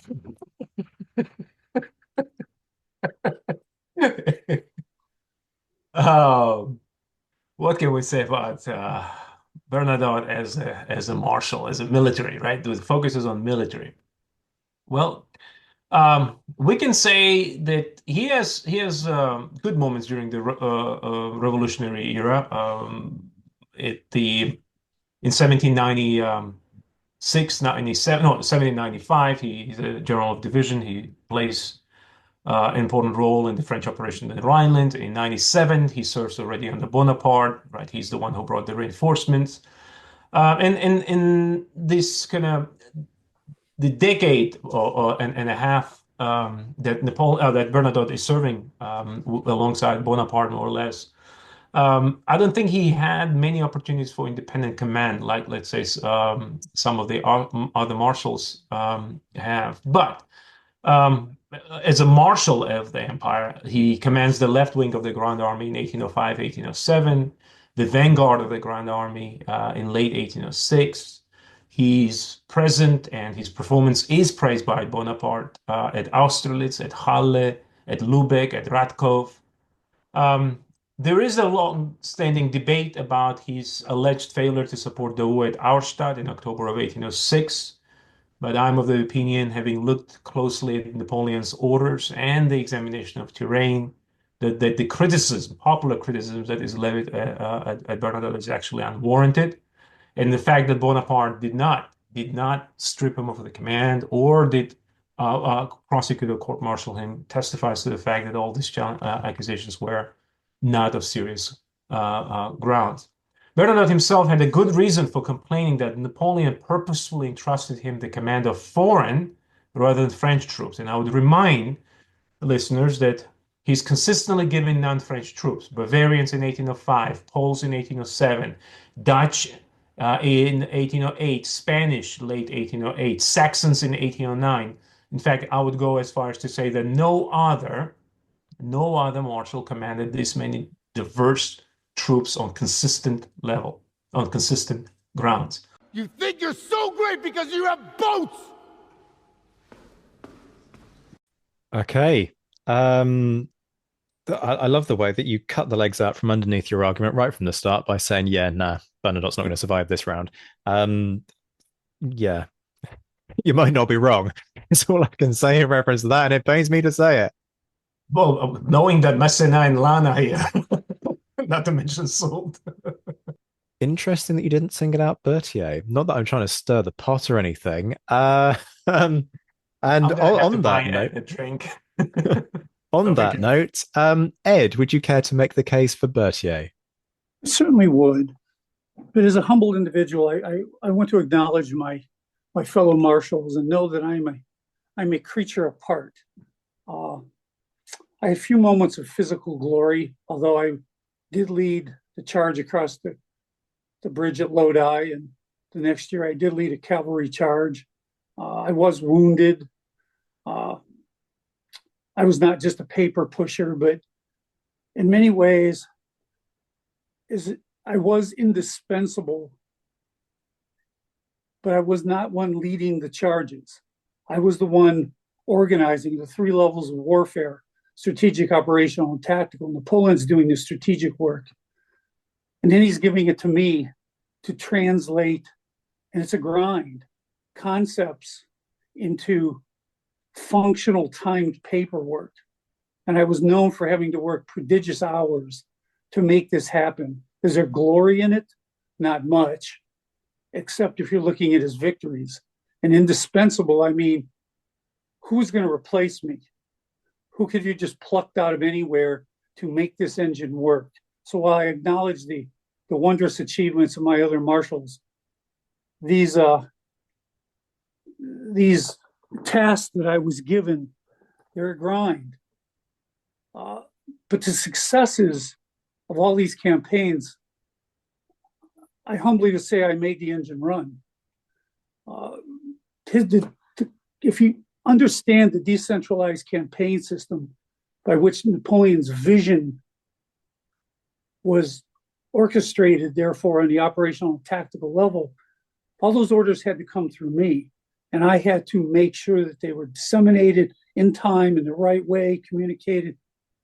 Maybe not the most brazen, glorified aspects of war, but without them, nothing happens. I humbly say I was the nervous system. In comparison to today's war, my military record, this is why and how wars are won. They're won through coordinated maneuver of troops. And that's what I was tasked to do. And that's what I did. So that's what my humble record shows. Again, another perfectly timed pitch. Dan, I'm going to hand you the mic in favor of Soult. So of all the marshals we're discussing here, indeed of all the marshals, there's only one who is there at the beginning, fighting for France and then fighting for Napoleon. And he's there at the end, fighting for France and fighting for Napoleon. And that is Soult. He's at Fleurus during the Revolution. He actually fights in skirmishing at Waterloo in 1794, having horses shot under him. In Switzerland, he's Massena's second and most trusted person. In fact, Massena would say he cannot praise Soult's ability and bravery and military skill. He fights with Massena in Switzerland, at Genoa, the camp at Boulogne. Napoleon identifies him as in implementing Napoleon's ideas and training the army. And in fact, he is given the largest corps to train and leads that corps on the campaigns in 1805. Napoleon commands him at the center of Austerlitz. It is Soult's corps that takes the Pratzen Heights. At Jena, Napoleon envisions the same thing. Davout wins at Erostadt. Jena is not as significant, but Soult's got that role. At Eylau, again, Soult's there, leading the fight for the center of the army. And in fact, in the first night, when the marshals and the generals are telling Napoleon, hey, we need to back out of here, Napoleon, of course, wants to fight, Surgeon Larrey says it is Soult who steps up and says, when people are complaining about the bullets of the Russians, that the line is that our bullets are not made of cotton either. So he's integral in the glory days of the 05 to 07 campaigns. He's dispatched to Spain. The pursuit of Moore to Corunna fails in part. It's a success chasing him out, but it's not a glorious destruction of the army, in part because Ney doesn't follow orders. The story of Ney's career doesn't cut off. Spain, he fights in Spain. He wipes out the last Spanish field army at Ocana. At Albuera, he is dealing with Beresford. Professor Estelle says if it wasn't for the decision of 2 of the colonels in his army, it would have been a failure. He goes on. We've talked about 1813 and 1814. Napoleon himself says, Caulaincourt says that describes him as the most talented and capacity of all his marshals, which is why he turns to Soult to be his chief of staff in the end days. Of course, in the 100 days, he decides to issue his own orders without going through his chief of staff. You think you're so great because you have boats! And you have been cut off by the inimitable voice of Joaquin Phoenix there. But nonetheless, a great pitch nonetheless. Thank you for that, Dan. And last, but by no means least, Charles, the floor is yours for Massena. Thank you. Massena is one of the few individuals who had a great deal of service before the revolution, in fact, advancing through all of the enlisted ranks and then leaving the army in 1789, only to return months later, where he quickly rose to higher command. In fact, it's at Toulon, where he's working opposite of a young artillery captain named Bonaparte, that his artillery is decisive along with Bonaparte's in driving the British out, and he's made a general of division. So already at that early age, he does well. I'm not going to go through the list of battles that he wins between 1793 and 1797, 98. Napoleon himself called him the dear child of victory after victory after victory in Italy. And of course, he was made the Duc de Rivoli after a stunning victory there. And that victory, in fact, highlights some of Massena's character, his tenacity, his sang-froid, his decisiveness. And his tenacity plays out in different ways. I won't go through the Zurich campaign again. I mentioned that before, but he's operating independent command strategically, operationally, tactically. But his siege in Genoa, and I think sieges are generally undervalued here, his siege of almost 2 months in Genoa is really what allows Napoleon to cross the Alps and win a decisive victory against the Austrians. The Austrians, in fact, even said that the victory was won by Massena in Genoa, not necessarily Napoleon in the fields of northern Italy. He retains independent command during the 1805 campaign. The Austrians assumed the French would push through Italy as they had done the previous two victories. This time, Napoleon tasks Massena on their independent command to run an army to essentially keep Charles from joining with the rest of the Austrian army, and Massena is able to accomplish that. He's also active in the 1809 campaign with Aspern and Essling. And then finally, when he does take command of Portugal, well, Napoleon has a lot of options for commanders, but he chooses Massena on purpose because he believes that Massena can deliver victory in Portugal. Massena's health suffered after that, and he never played an active role again. But I don't think that should be held against him because he was not available for Russia or 1813 or 1814. Okay, that was a very deft dealing of the coda that is Massena's career in Spain, but a really nice pitch. Again, keeping to time. This is going incredibly well. And we're going to throw it open to you guys to continue with that. I might have stacked the deck against you ever so slightly there, Charles, by sort of just emphasizing that floor a little bit more. I'm sorry, that genuinely wasn't my intent, I promise. I'm not trying to protect Bernadotte, honestly. Maybe.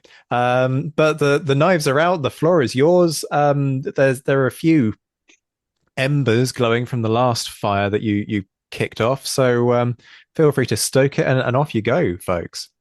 Well, can I just start off by saying we've got a brilliant collection of marshals here. And I think all of them actually, maybe aside from Bernadotte in the military sense, but they all have a pretty stellar record. We don't want to jump on Bernadotte again. He was average. No, him and Lefebvre could have got on well, I suppose, about that level. Bernadotte probably had skill, as Alex said, didn't get a huge amount of opportunity. Definitely isn't responsible for leaving Davout in 1806. Sadly, though, that means, Ed, that Berthier is responsible for that. So that's not ideal. There's a delusion in there someplace. Sorry. Yeah. Just a couple of things, though. Massena, absolutely superb until the Napoleonic Wars, and when he becomes a marshal, his record is solid, but no, fine. But just a quick one for Dan. Do you think that Soult is the most defeated marshal of them all? Because he's given a lot of command, and he manages to lose more battles than just about anyone I can think of on Napoleon's side. And Napoleon keeps sending him back because he trusts him above all others in adversity. I mean, people would say that Ney deserves the award for fighting it out in adversity because of the retreat from Moscow. but Soult keeps the frontier in 1813-14 as best as able to hold Wellington back. He is actually victorious in a number of fights. He's with Massena at Zurich. He helps the crossing of the Linth River, leads that attack there. At Fleurus, he's victorious. At Austerlitz, he's critical to the center Napoleon's plan to pierce the center of the Austro-Russians. I mean, these are victories. Jena, this is a victory. Eylau, however you describe it, Soult is part of Napoleon staying there so that the army can come up and defeat the Russians on the next day. So these are successes. Wiping out the last Spanish field army, Albuera, is only an English victory in the English propaganda. It was a draw. He was unable to destroy Beresford's army and vice versa. And so you talk of these as defeats, but I go back to Charles Oman. In this exalted group of scholars here, Oman is the one who says, he defeated, but he got more out of these defeats than any of these other people did in their victories. Defense worthy of Soult himself, though. I can't tell if that's a backhanded compliment or not. Just a genuine compliment. I enjoyed Dan's defense. Well, I'm just sort of curious who Graham would imagine in 1805 Napoleon would have put against Archduke Charles in Italy, because I don't think it's Lannes. No, you're right there. Massena is the man in 1805 who's got the reputation, hasn't he? No, we've got to be fair to him. He has and that is the Empire, correct? Yeah, he has the reputation at the start of the Empire. He does well in 1805. There's no question he does well in 1809 either. We've got to be honest on this. We are dunking on each other, but we've got to hand it to Massena. He's got some pretty good moments there, but he just goes off the boil pretty well in Portugal. But like you said, his health was suffering. Well, I'm going to do a little bit of a defense of that because he's promised the moon and the world by Napoleon, who, by the way, intended to command that army himself.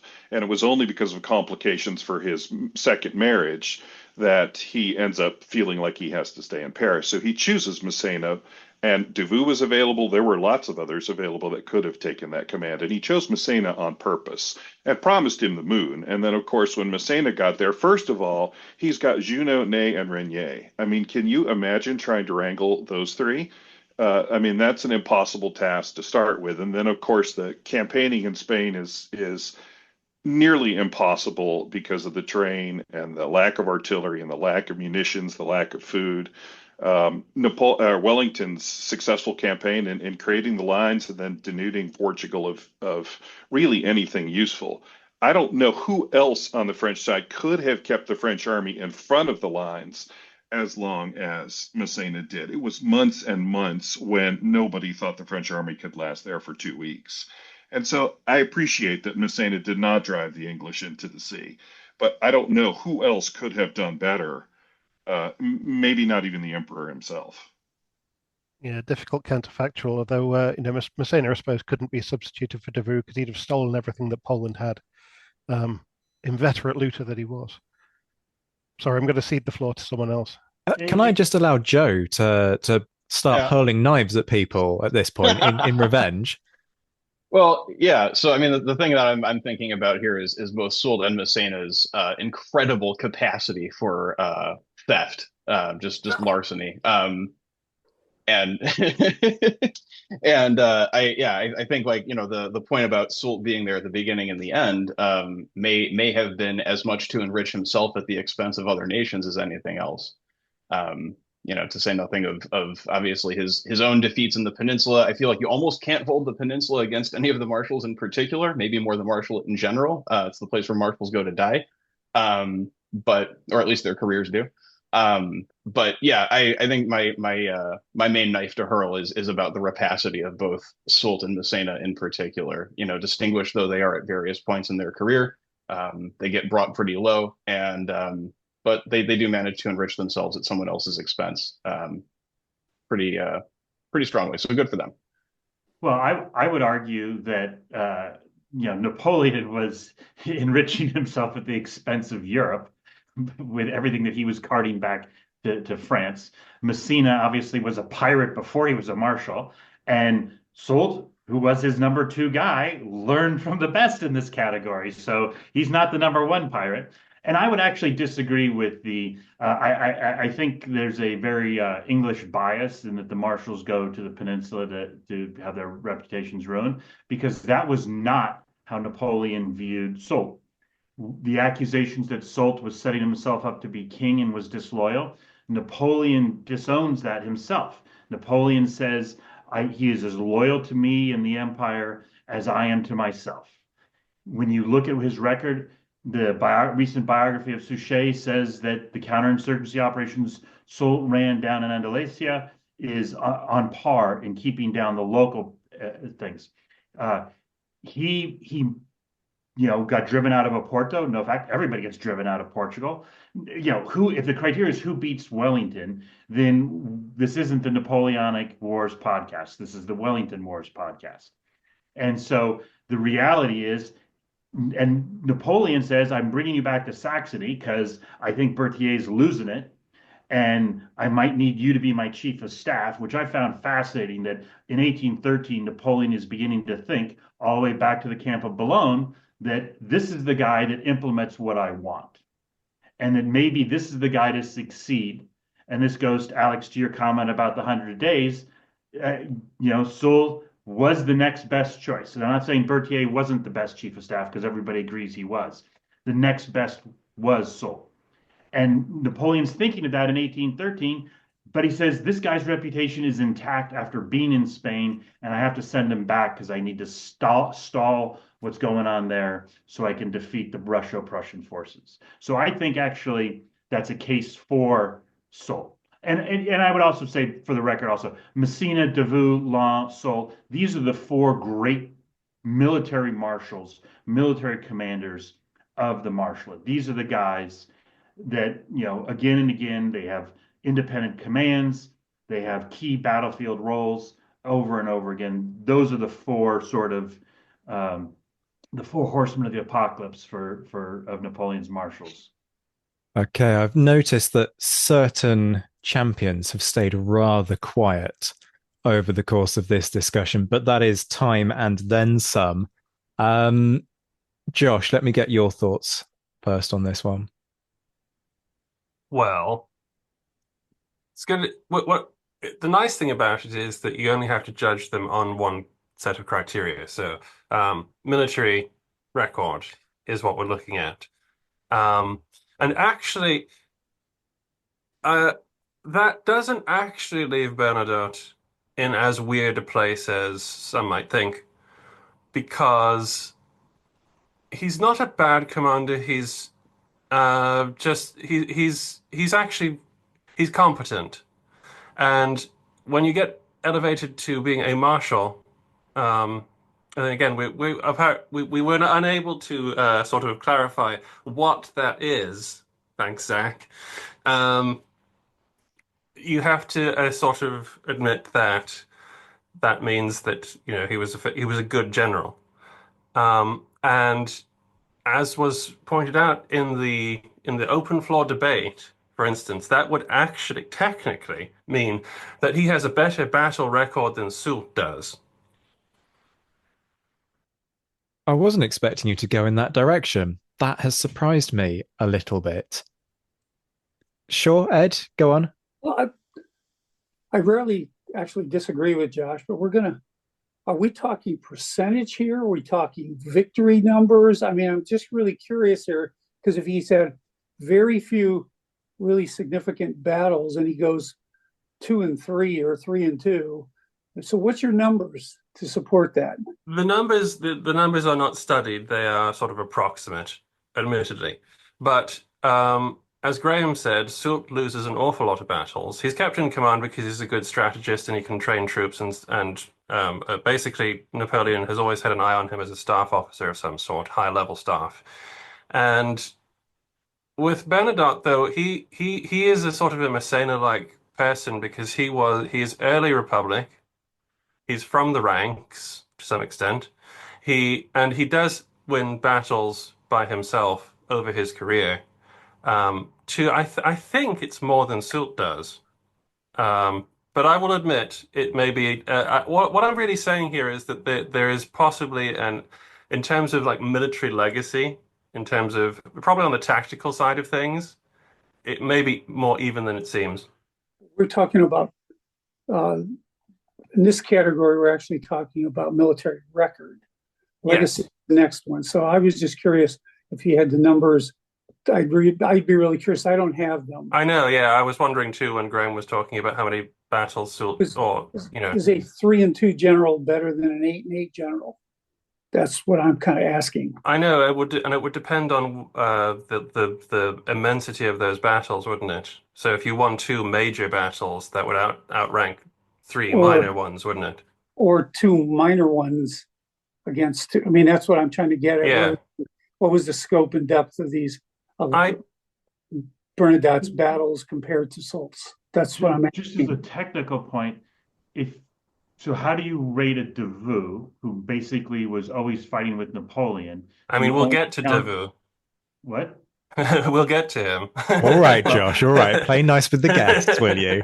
Well, my point is, in your win-loss record, he only gets one option, and that's Erstadt, right? And then Hamburg is the next one, I think. Other than that, he's under Napoleon the rest of the time. So do you not count those engagements, or do you count those? It's more of a, how are you looking at this question, Well, not a challenge to you question. Depends on what level you're looking at. If he's given a corps command and he kind of wins his thing with a corps command, are we going to give him the W for that, or is the W reserved only for the overall battle? So I would give it to a corps commander who does exactly what he's supposed to do and wins a flank. So again, Zach, it comes down to defining wins and losses and all that good stuff before we get into it. Can I let the judges get a word in edgeways at this point and bring Catherine back into the chat? Catherine, your thoughts on this round? Yeah, so my thoughts once again are going towards Bernadotte here, because I thought that Alex did a commendable job, even if it did include the fact that one of his defensive points here was that Bernadotte was not court-martialed. So well done on that. I have to say, genuinely, it was really impressive. I have to say, though, once again, I'm going towards Massena. And the reason why I'm going towards Massena is because you're completely right, Charles. He's great early on. He has Toulon, he's brilliant. He has other moments as well. You know, you mentioned Zurich, commendable, absolutely. And you might disagree with me here, and feel free to argue that there should be cast out and not allowed until the 3rd round. I think it very much is, because I think that military record includes the spoils of war. But you talk about the fact that Massena here is called the dear child of victory, but he's also called the spoilt or rotten child of victory, right, for what follows. I think Napoleon himself is turning around. He calls him a thief. He says he could have been a brilliant man if not for these kind of immense character and, in sort of brackets, militaristic defects. I think he even writes to Joseph when Joseph is about to become king of Naples and is heading over there, and he basically says, beware of Massena here. I'm not entirely sure that his military record, if we include things, if we include literal material things, is particularly sparkling, I have to say. Interesting. Well, having to defend Massena as a looter feels a little like having to defend Bernadotte's military record. But I think the segment was on the military record, so I'm going to stand on the legs of Massena as a military record. If in future segments we add character flaws, oh lordy, I don't know what I'll do, but I'll figure it out between now and then. Yeah, I have to say I was actually curious for Josh and Zach's opinion here, because I absolutely believe that looting comes in under the military record, which is why I wanted to bring it in here. But I didn't know if that would be controversial with the other judges. I can't believe at this point that we haven't discussed discipline. There's always a moment where I try and shoehorn it in. You're absolutely right, Katie. This is absolutely one of the things that I scribbled down in my notes for us to discuss, is where do we put the theft within this question about military record? Because it is a problem. It creates a culture within the army that then has a trickle down, has an impact on the civilians and their experience of war.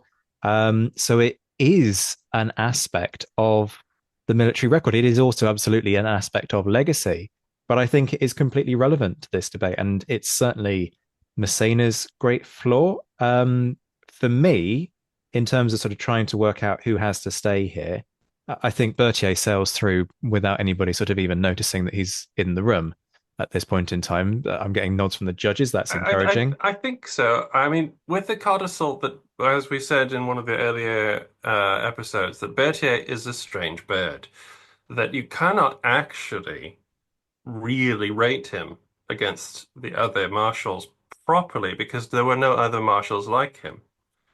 And in a weird way, he kind of deserves a god tier. And I may move for this in the future because he will come up against stiff opposition and hard decisions are going to have to be made because he is so integral to the workings of the glory days of the army that he's almost, Ed's not being given a lot to defend here. Because Can't nobody argue with can that. touch Berthier. Yeah, but particularly within the context of this round, I think if ever there was a point to Yeah, this is a absolutely- weak point for sure. Mhm. But again, it's not fair to judge him on this point because his other legacy is so strong in rewarding victory, right? Although Graham does ask if he's also integral to the defeats of 1812 to 14. Well, yeah, this would bring in the whole thing that Dan was talking about, that Napoleon was bringing in Soult for this to possibly give Berthier a break. Does Ed have any thoughts on this? Because that was actually a challenge. I see the challenge. I probably wouldn't object to the concept of Berthier being burned out.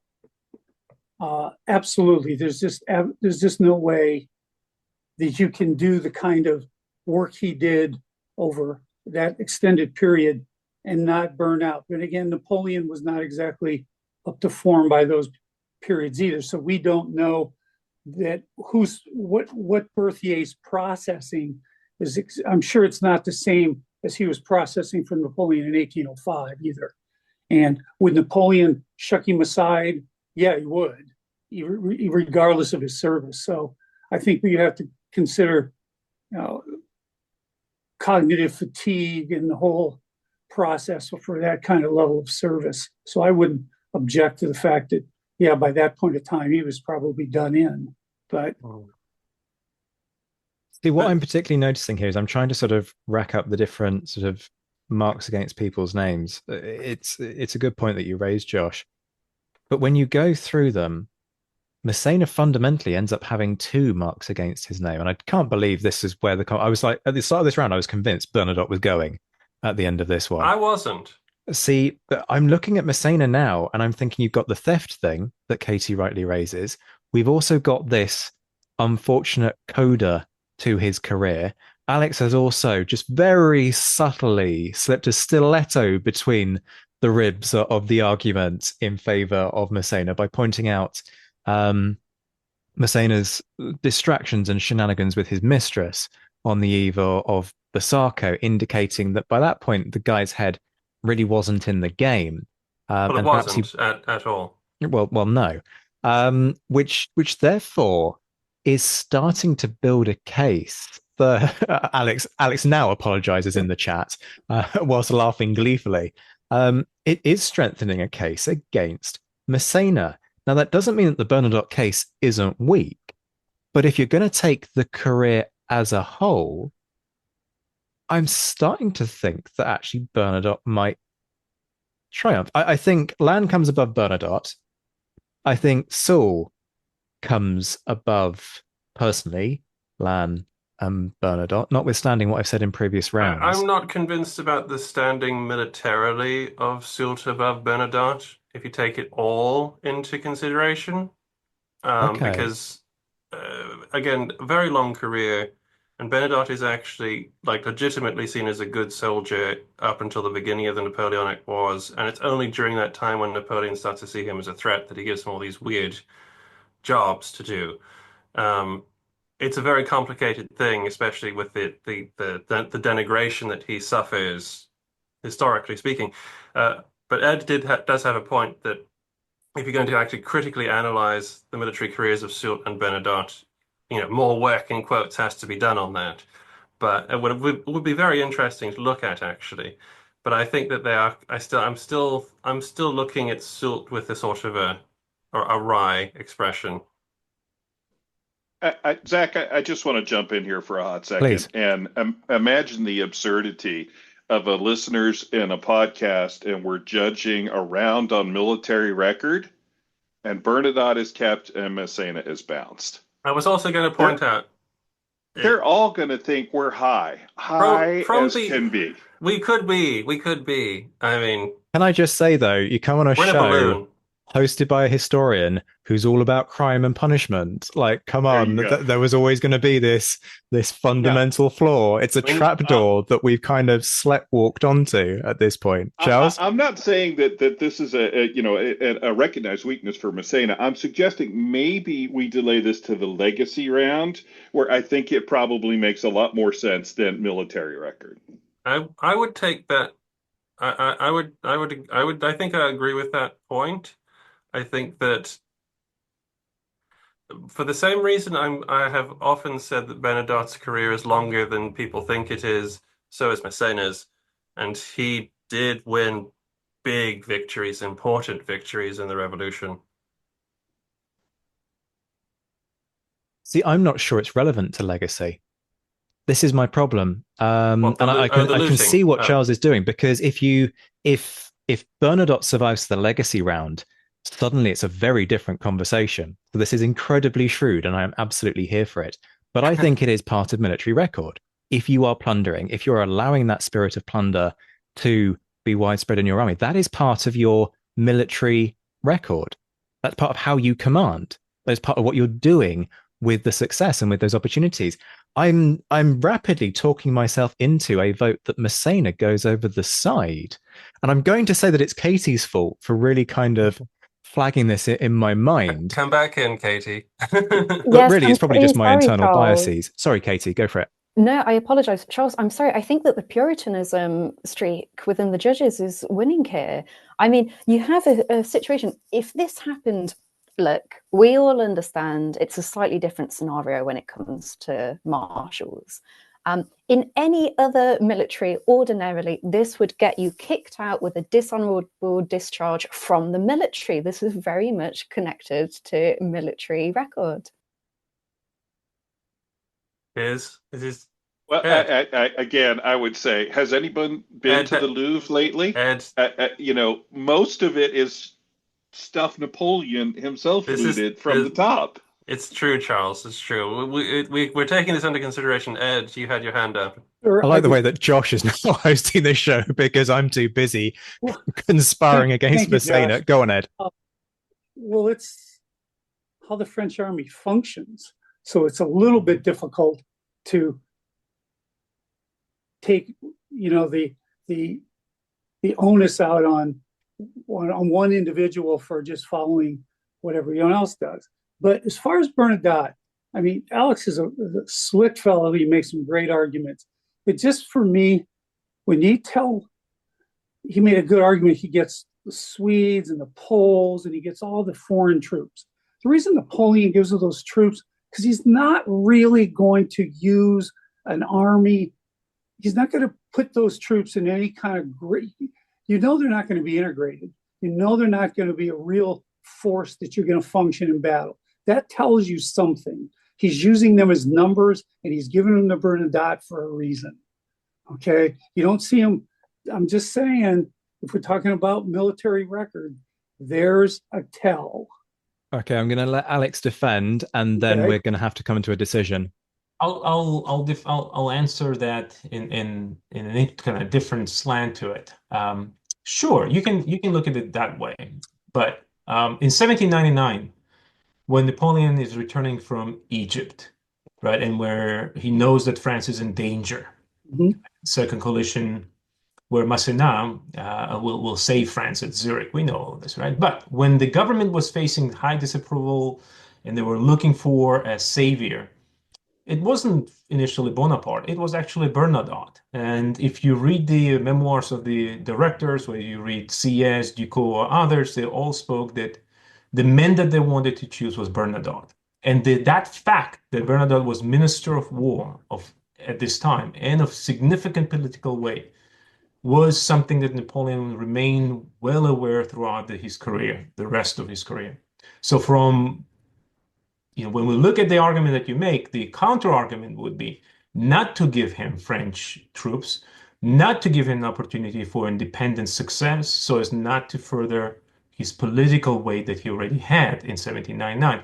But Napoleon consistently looked at Bernadotte as a possible political challenger.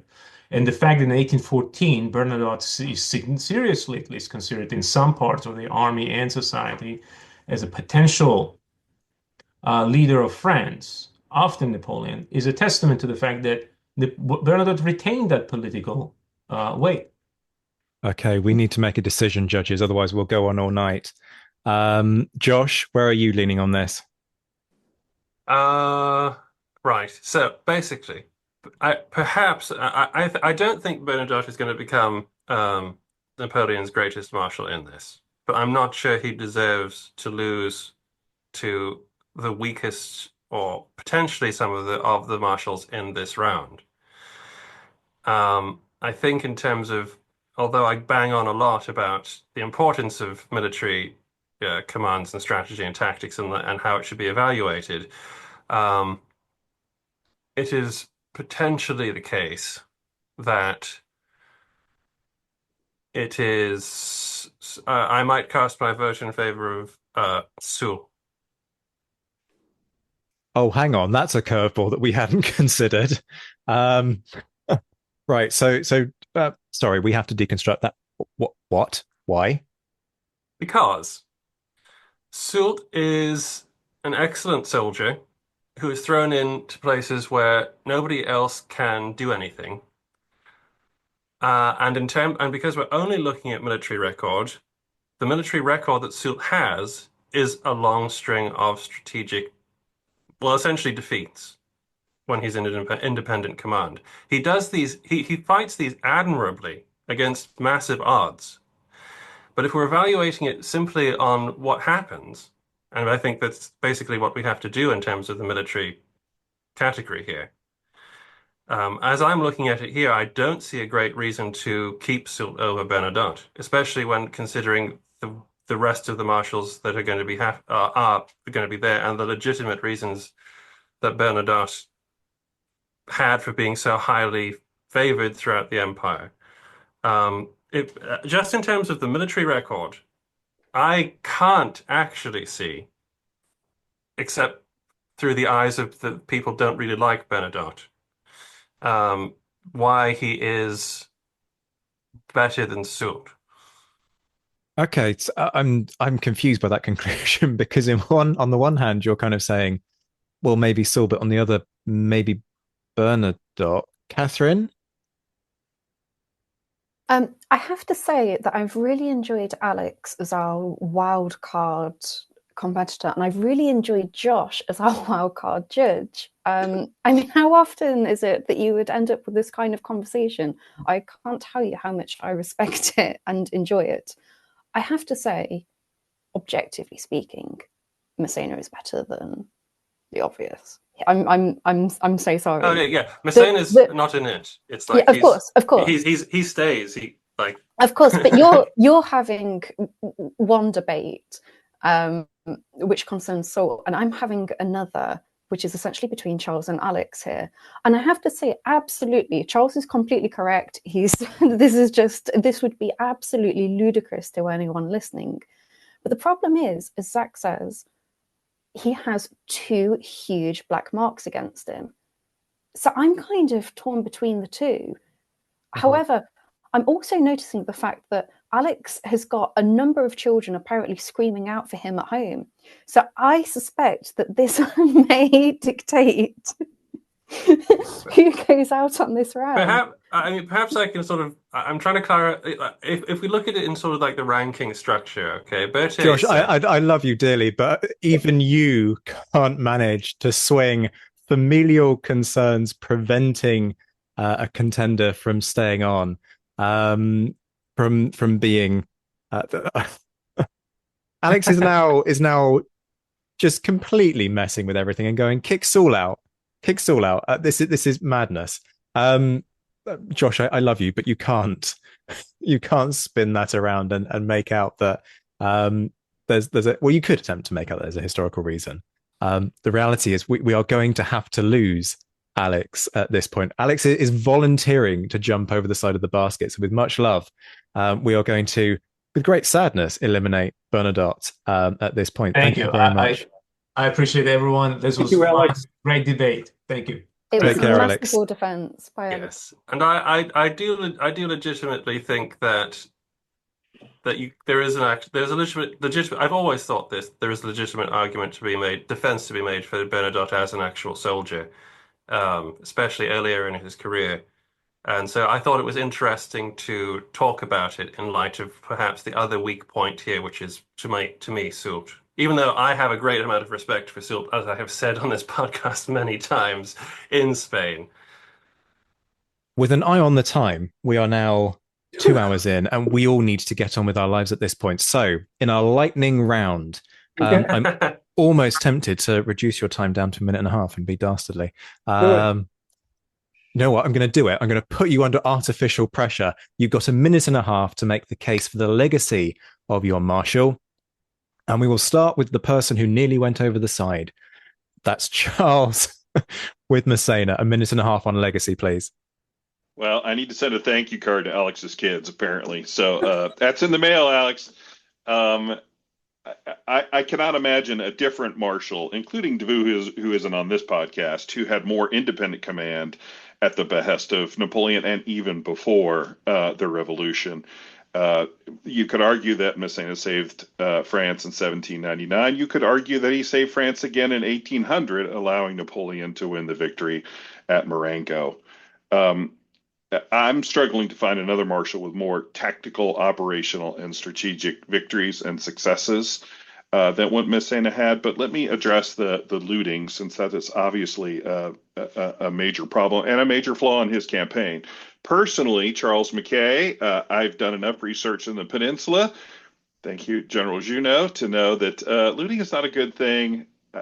It's a real black mark on the French army as a whole, and I don't think you're going to find a more accomplished looter than Massena.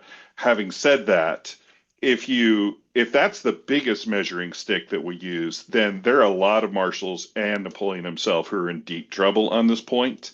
And I don't think we can count Massena out when comparing that with his actual military accomplishments. So Massena needs to stay. Thank you for that, Charles. I'm loving Catherine's comment in the chat that she thought when you started with personally as Charles Mackay, you were going to end that sentence with, I'm in favor of looting. Catherine, please come back. This has been hilarious. I am a business person, but no, I am not in favor of looting. And reading the correspondence of Junot like I did, and that dude himself was a venerate looter. It's shameful. And I mean, it was shameful by the standards of the day, and it's certainly more so these days. So yeah. I am not a cheerleader for Massena's, massive looting. Again, it's a little like having to defend Bernadotte's military record. Ouch. Look, he's gone, Charles. Get over it. Like, seriously. But yeah, it's an important point to make, folks. Don't start piling on in social media or in the YouTube comments about, oh, this American guy is like in favor of looting. Like, no, he's not, quite obviously. Let's be mature about this, please. Okay, Graham, you're up for Lannes. So I'd rightly be accused of being overly dramatic if I said that Lannes' death in 1809 meant the loss of the Napoleonic Wars. But it is a striking fact that after 1809, without Lannes, Napoleon never wins another campaign. Now, there are plenty of other factors we can bring into this, but who among the marshals really can replace Lannes? Where in the army leadership is this replacement coming from to kind of step into Lannes' shoes. So it's nowhere, really. And that's on 2 counts. The basic military point that no one amongst the existing marshals, and certainly none of the new creation, had Lannes' eye for ground, his tactical acumen, his operational understanding, devotion to the troops, but also his aggressive nature without being overly reckless, which kind of holds Davout back occasionally. So put simply, who is going to put their troops in the right place at the right time, ready to fight? There are plenty with a decent track record, but the loss of Lannes does reduce that pool significantly. But secondly, Lannes is the only person in the empire who, up until the end, speaks to Napoleon as a friend and never a sycophant. The loss of that advice is incalculable. There is a reason that Napoleon weeps bitterly when Lannes died. As a friend, as a general, Napoleon had lost someone special. So Lannes leaves a hell of a legacy for others to live up to, and quite frankly, nobody does. Oh, that's a mic drop. That's what we call a mic drop on this show. Well played, especially because Lannes was the one that I was earmarking for jettisoning at this point. Keeping the speed going, Ed, Berthier? Absolutely. My legacy has far-reaching consequences that continue to this day. Every successful army since Napoleon's time has had to follow my procedures in order to manage ever larger decentralized armies over ever widening expanses. Armies of the 20th century, including what I'm familiar with now, the vast American army, have to follow, they teach the same procedures similar to the ones I created and implemented. The US Army calls it the military decision-making process. But of course, they use modern technology to convey orders. And when I ask you this rhetorical question, but what greater legacy could I leave for the profession of arms that has continued to this very day? Finis. And in record time, 45 seconds, which leaves us with the final word from the champions going to Dan on behalf of Soult. So as far as legacy after the war, Soult goes on to become Minister of War, Prime Minister of France. In fact, much of the civil law and modern France that survives the Napoleonic downfall, he helps to solidify by integrating and trying to pull the government together to maintain the army, to promote the civil court, the civil laws, moving them into the future, allowing them to continue to move on through the various French republics. But what's more than that is that Soult is the embodiment, this is the greatest marshal. Soult is always the embodiment of everything. He's amongst the military leaders in the forefront. He has independent commands. He's given independent government status. He's given diplomacy stats. He's made governors of Berlin and other places. He's loyal to Napoleon and to France and to the French military. He's able to do that again and again. He is the same heroism as many others. He doesn't get himself killed like Lannes does in 1809, so we don't know what happens later, or pushed out of a window as Berthier. But he is wounded horribly in Genoa as Massena's right hand. He is heroism, and he is loyal to France. He is a creature created by Napoleon, fights for Napoleon, and then when Napoleon leaves, he fights for France. And that is... You think you're so great because you have boats! I think Dan is the one who's been cut off the most number of times by Ridley Scott. But you can tell this guy is used to going on news shows and fighting for every second of airtime. The skill is bleeding through to this. Okay. Which therefore means we come round to the open floor debate. You have 5 minutes, strictly timed, and the floor is yours. Who wants to stick a knife in first? I've got to say, I enjoyed all of the pitches on legacy, but we've got a great one from Berthier, creating this staff work that was so important that, in 1815, the French staff worked perfectly. There were no problems because oh no, hang on, wait. Oh, sorry. So that legacy maybe didn't work so well. Got to say, Soult's legacy is fantastic. All stuff he did after the wars. So, like, his legacy is of actual being a marshal. A lot of defeats, I suppose, he can talk about in his memoirs. He could do that. Massena's legacy, a lot of people are poorer. How many millions was it that he looted? I mean, it was 3 million just in Italy in 1 year, wasn't it? That Napoleon took off him. Was it 40 million he had at the end of his life? I forget. But these guys' legacies are great, and not being killed, well, that's just amateur. You should really try it, guys. Being hit by a cannonball in 1809, that's the way forward. But Even Oudinot managed to get hit counter a bunch of that, times. to counter that, I'd like to say, well, first off, Berthier is not there in 1815. But if you look at to negate that by saying the processes that are followed all the way to today's army don't have any value is a bit supercilious, if you ask me.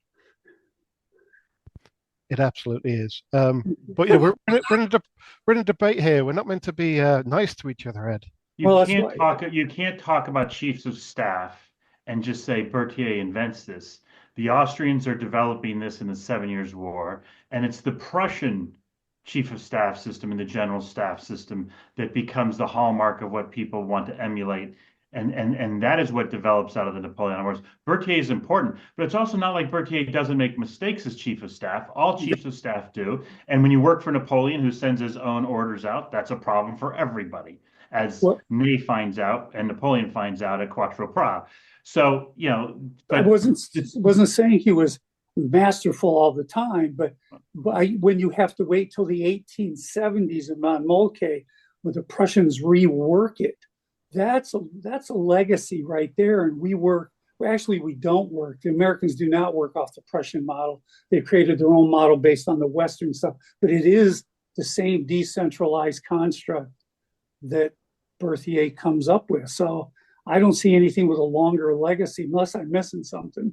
Isn't Berthier's legacy through Napoleon hyper control of every detail? Isn't that what Napoleon wants to be exercising through Berthier? No, it's the exact opposite. The ability he can control what he wants to, but when you allow corps to work independently, at least in movement, then you have to have a system to get them there, and a leadership system to allow them some kind of, and that's Napoleon, some kind of command structure.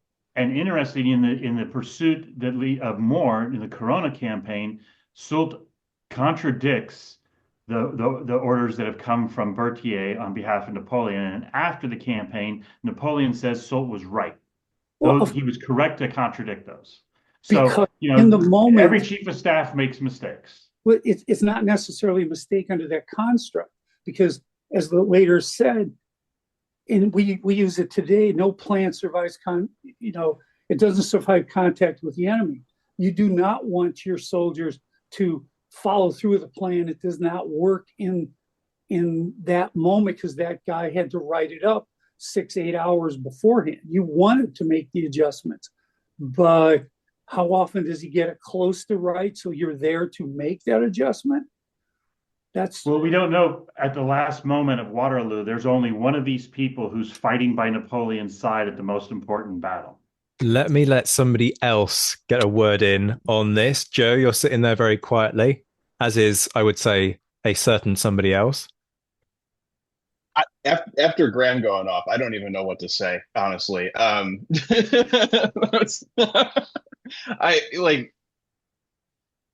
think Berthier can't be removed because of his incredible legacy. I mean, I think that point stands. I'm having a hard time ruling against Lannes as well. And I think for me, there's not much between Massena and Soult. I keep coming back to the indiscipline of looting and all of that, but I suppose Soult hangs around in a position of relevance for longer because he's thrice the prime minister of France. So I don't know. I guess that leaves Massena to get tossed overboard. Sorry, man.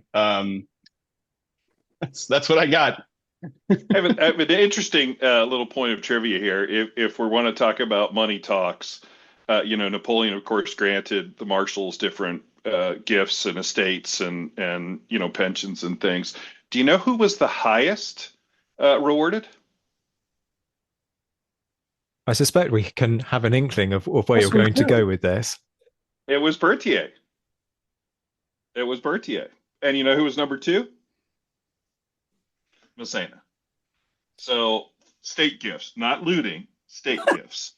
So and I'm making a twisted argument here, if you believe that money talks, you could see where Napoleon puts his emphasis. Now, I'm somewhat undercutting my argument a little bit because Berthier gets more money than Massena does, but nevertheless, that You're fact focusing on remains. survival. I like it. I am like indeed. it. Yes, I am. I'm desperately swinging away here. Okay. So let's go to the judges. For me, this comes down to either Lannes or Massena. For me, it's between those two. Now, firstly, let's see if we're in agreement on that. Catherine? No, Graham did an absolutely phenomenal job of presenting what I can only describe as the bitchiest defense of Lannes I've ever heard in my life, which is a sentence that I've never said before. I really thought that Alex was the wild card, but I forgot that Graham was just sat there ready to pounce at the last minute. I mean, it was absolutely incredible. One of the things that Graham did do that was maybe slightly more interesting to pick up on was, I think, not just imply but outright state that the death of his man led to the total failure of the entire Napoleonic project. So I would like to hear Josh's thoughts on that, please. It really does come down to how we evaluate the premature demise of what would have been undeniably one of Napoleon's most trusted military officials. I don't know if you, as Catherine said, I don't know if you can exactly imply as so much as to say that because Lannes dies, it's all downhill from there. Exactly. But It seems a bit much, doesn't it? Josh, who are your final? Who are the two that you're eyeing up to eliminate? I do take the point. I'm very torn, to be honest, between the obvious bottom three. You know, that I think that Berthier can't be eliminated because his legacy is too strong, especially on this point. If he was going to be eliminated, it would have been back to it would have been in military record. So the yes, the and I have said in the past that you can't hold Lannes' death against him, but at some point you do have to come to a point where the lack of evidence means that it is inevitable that you have to start holding it against him. So you can't hold it against him in all things, but you know, there are other guys who have careers that move on past this point, and it's not his fault. But you know, but the round is legacy, right? And ultimately, exactly. Lannes doesn't get to have that much of a legacy. This is why I am. It pains me to say this, but I am leaning towards Lannes on this one. It's a mathematical factor. But I go back to Katie's point earlier, and also Charles has set himself up for a fall here, in the sense that he said that, like, when it comes to the legacy, like, you've got to factor this in, and then it becomes a big issue. So, having disagreed with you, Charles, that you have to factor it in this round, I'm now going to be a complete hypocrite and factor it into this round. Yeah, Charles really sort of wriggled his way into the third round. And by this logic is now being hoisted by it. I'm so sorry. This is true. This is true. So in a way, what do we value more? The possibility of Lannes' future career against the victory at Zurich, basically, and the savior of the Republic a couple of times, is what we're weighing here. And when you put it like that, it's actually really simple, isn't it? Because for all that I can sit here and say, well, you look at Massena's late career and like there are big issues there. Actually, yeah, it comes down to Zurich, as we ironically go back to how we started this episode, looking at the defining moments. And Zurich, for me, because of its impact, that's the legacy question right there. So we are going to end up, or at least I am going to end up, voting Massena. Voting Lannes gets jettisoned. I'm going to say Massena. That was a roller coaster, wasn't it? Complete 180. I think with a heavy heart. Why is it that all of my favorites are going out early on? and this is causing so much soul searching from me in this episode. I think I vote Lannes with a heavy, heavy heart. Yeah, I sort of feel like the audience would want Lannes in the top three in the I final. want Lannes on the top three. The problem is that you are then sort of challenging the concept, like challenging the established fact rather than sort of adhering to some concept of destiny. And the whole martyr thing is also a problem, as many students of British military history know all too well from several famous demises at the moment of victory. So, although I'm still, although a fan of Soult, still not terribly sure he's better than Lannes. You can vote for Soult and give Catherine the casting vote. Just to put all of the pressure not only on you, it would seem, but also on Catherine. No, Soult can stay because he can kind of reconstruct any army that Lannes would wreck. I'm going to stay close to the principles of how I did the first lot of rounds, and that means that I would indeed vote against Lannes. Catherine, at this point it's too late, but is there anything that can be said in Lannes' defense? I mean, so much, and Graham did it so expertly earlier. Charles, I'm sorry, I feel like I'm just bullying you at this point, but I'm still going to hold fast and say Massena should be gone. I realise I'm outvoted. I'm outvoted. Graham, I'm so sorry. It was wonderful. My heart wants to jump ship and side with you, Catherine, but my head concedes the point to Josh. Zurich is the bigger legacy. Isn't this the entire thing, the sort of romantic, emotional impulse versus the actual sensible answer? Well, yes, that is a phenomenon. So there we have it. So really what we're saying is that the best legacy is one that wasn't as a marshal. So... Well, you see, Graham is valid to gripe because we did not define what greatest marshal means particularly. Look, stop being smug, Josh. Stop finding flaws with a heavily flawed process. So there you have it, folks. That is the culmination of this part of the semi-final. But the battle is not over because now the power is in your hands. Only one out of Massena, Soult and Berthier can make it through to the grand final, where they will face off against the victor from the second semi-final. We've got to go and record a second semi-final at some point, and that's a devastating prospect. I hope, folks, that you have enjoyed this 2.5-hour extravaganza that has been the first semi-final of the Battle of the Marshals. I want to say a massive thank you once again to my superb guests. You've heard Ed Koss making the case for Berthier, Charles Mackay fighting for Massena, Dan Hazelwood defending Soult, Graham Callister.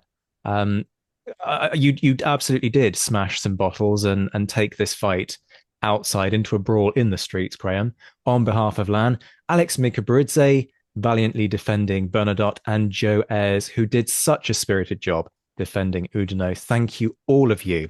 A massive thank you once again to my superb judges who've made this experience an absolute joy, Catherine Bayford and Josh Proven. Folks, this has been the Napoleonic Wars Pod. You know how it goes. We will be back very soon. What did you think of this episode? If you're listening on Spotify, you can now post your comments and questions, and we'll get back to you. If you want to stay up to date with all the latest news, sign up to our mailing list. The link is in the description. And don't forget that you can enjoy early access, exclusive episodes, online courses, and much, much more on Patreon. The link is in the description. And if you're looking for personalized merch for the Napoleonic nerd in your life, drop us a line on social media and we can design something for you.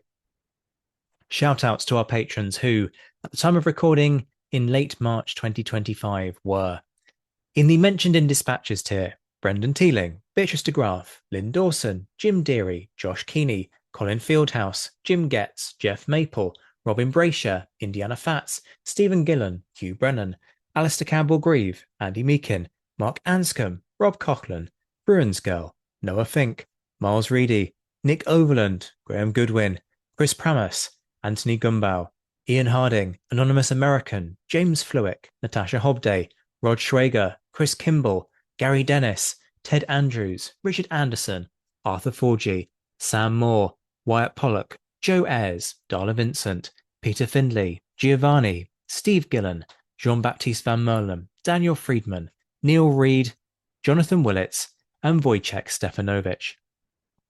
The Admirals, John Haynes, Mike Guest, Rachel Stark, Mark Duckers, David Priest, David Maxwell, Graham Callister, Sean Sullivan, Stephen Ashworth, Kate Walcombe, Clemens Beman, Reto the Sci-Fi Fan, Tim Day, Jason Morn, and Tim Pritchard. The Chiefs of Staff, that's Adam Coslin, the Marshals, Ryan Diamond and JC Kaiser, the Legion de Scholars, Dan Hazelwood and Bob Burnham, and in the Crown Yourself tier, Emperor of the First French Empire, Todd Campbell, and Duke of Wellington, Laird Campbell. We'll be back very soon, but until then, this has been the Napoleonic Wars Pod. On behalf of myself, Liam, Luke, Josh, and Zoe, take care of yourselves, folks. Stay well. And as always, thank you for listening.